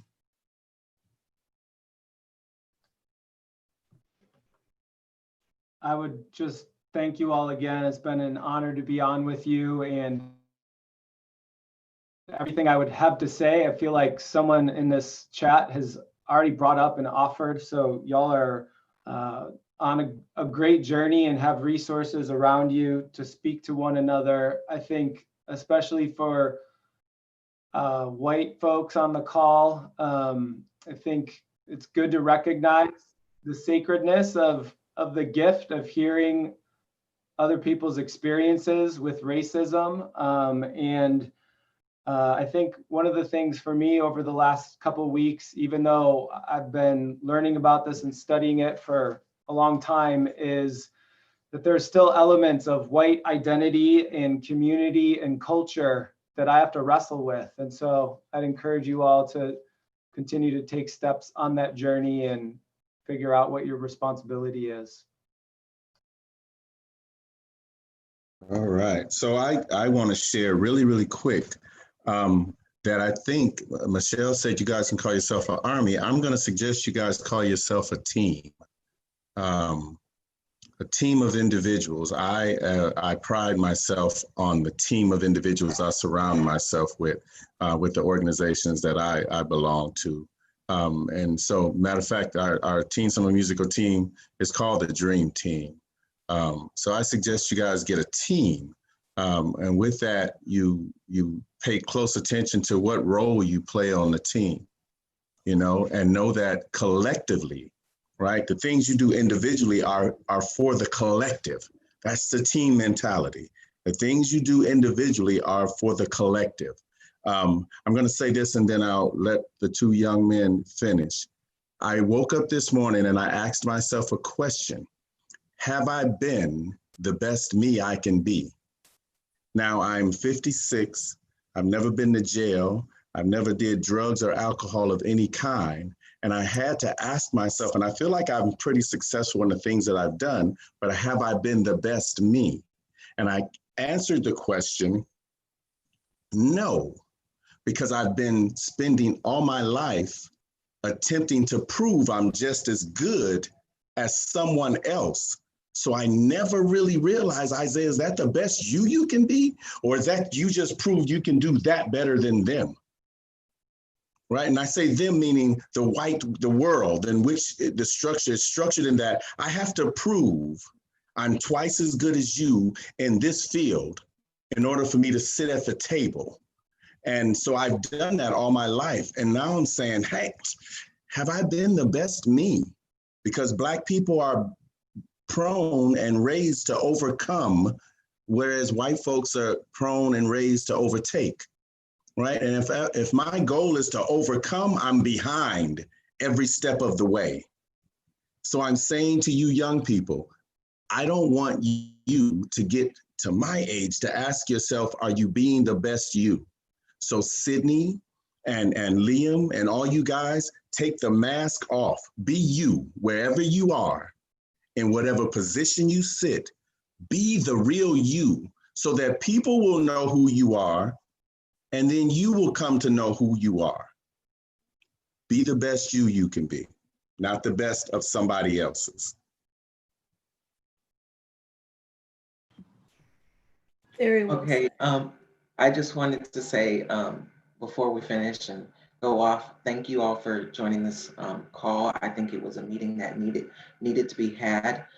But with that said, after this call is finished, don't stop your work there. Don't just say, I had the conversation and now I'm done. I got all the stuff I wanted to say out of the way and I'm done. Don't do that. I want you to stay informed. I need you to stay educated. And to the white people, I need you to educate your peers, please. Like I need you to go out and put the pressure on those that are thinking in opposite ways of you. And I want you to keep having those conversations with them because, and I want you to get them out of their comfort zone because the only way that change is going to happen is if everyone is uncomfortable with how we are living right now. You cannot be comfortable. That is not how change happens. So please continue to go out. Don't stop protesting. If you're protesting, don't stop donating, don't stop signing petitions. Continue to advocate for those that are that cannot advocate for themselves. Okay, so yes, once again, just want to say thank you to everyone for taking these about 3 hours out of your day to come and just have a talk about racism, about issues that are going on that we're all dealing with, because like you guys said, racism isn't just a Black issue, it's a us issue. We all deal with it. We all have to be in the fight together. Just wanted to pull up a few quick facts for you guys for the ones that are able to vote. I know there's not many of us on here, but your vote matters. Or for the people that have older friends that are able to vote, I know a lot of people might be like, oh, our vote doesn't matter, our vote doesn't count. Your vote counts, because if you don't vote, that like the vote for nobody is a vote for the opposing team. So if you don't vote for Biden, that's a vote for Trump in a sense, you know? There's a radio show that I listen to on Sirius XM for anybody that has it, it's called Urban Vision. It helps just, you know, basically a Black point of view on things. And it helps create some of the talks. Like Miss Michelle also said, this was sponsored by the Art of Tough Talks. So I challenge all of you guys to have the tough talks with those people in your family, help them, you know, to see a different side of things. Because if you only watch the news, you're only going to get what the media wants you to see. If you're only staying with one group of people, you're only going to know what those group of people know. So break out and just see what people are saying and just challenge those tough talks with your friends, because it's going to be tough, but in the end, you'll get to a better point. So just want to, like I said, thank you for all of you guys taking out your time to come see all this, and thank you.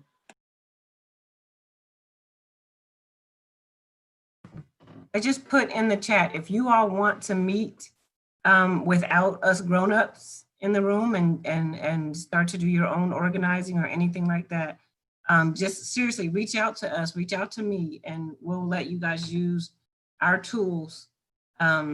We'll let you use our tools to be able to do whatever you need to do. So just reach out to us. All right. God bless you guys. Be well. Do good. Stay safe. Hug somebody. After COVID, hug somebody. High five them. Yeah. If you have somebody around you today, even just go ahead and hug them. Be nice. Be kind. I hope to see you soon. Hi, Emma. Good seeing you. Dorothy, look at my people. God bless you. Oh, Sydney, how did girl gone now? Young Jay, what's good with you, baby? Yeah, okay. Bye, Candy. Thank you for this. I really appreciate it. Hi, Graham. Liam. Thank you so much, you guys. Thank you. Guys, Thank you. Appreciate the opportunity to listen. guys so much. I love Thanks, you. guys. Good talking. Bye, Riley. Bye, Annabella. We got it. Thank you again. Looney Thank Tunes, you. Applebush. Hey, Jill. Hi, Anna. Hi, Angel. What's up, Isaiah? You still ain't got no face? Angel! Oh, sorry. Hi, Miss Michelle. I miss you guys. Hey, Isaiah, you still ain't got no phone? You still ain't got no eyebrows, so don't come for me. Oh, well, you got enough eyebrows for both of us. How about that? Okay, so since it's only us, No, because Isaiah Banks stole them from Mr. Isaiah. Thank you. You got enough eyebrows for everybody. Yelly, did you ever tell Mr. Isaiah how you thought he was Langston Hughes? Can you stop? We already discussed this. On the live? You're really gonna tell the live? Like, dang. There's more going on in the world than me thinking Mr. Isaiah was Langston Hughes. For that, Angel, you got to do another year of high school. Oh my gosh. Hannah, where do you live? I live in Shoreline. I go to the same school as Vegas. She's the only person from Shoreline that came. Oh, it's okay. You were representing. That's good. You're here. Yeah. Come on, Hannah. That's what matters. Period, Hannah. Look at Vegas. Hi. Who's the person with the number? I don't know who that is. Yeah, me neither. SN something. It's okay. They're muted, so it's okay. 789991212. Isaiah? This was good. Oh my god. This was good. This was really good. Angel, I've never heard you so quiet, ever.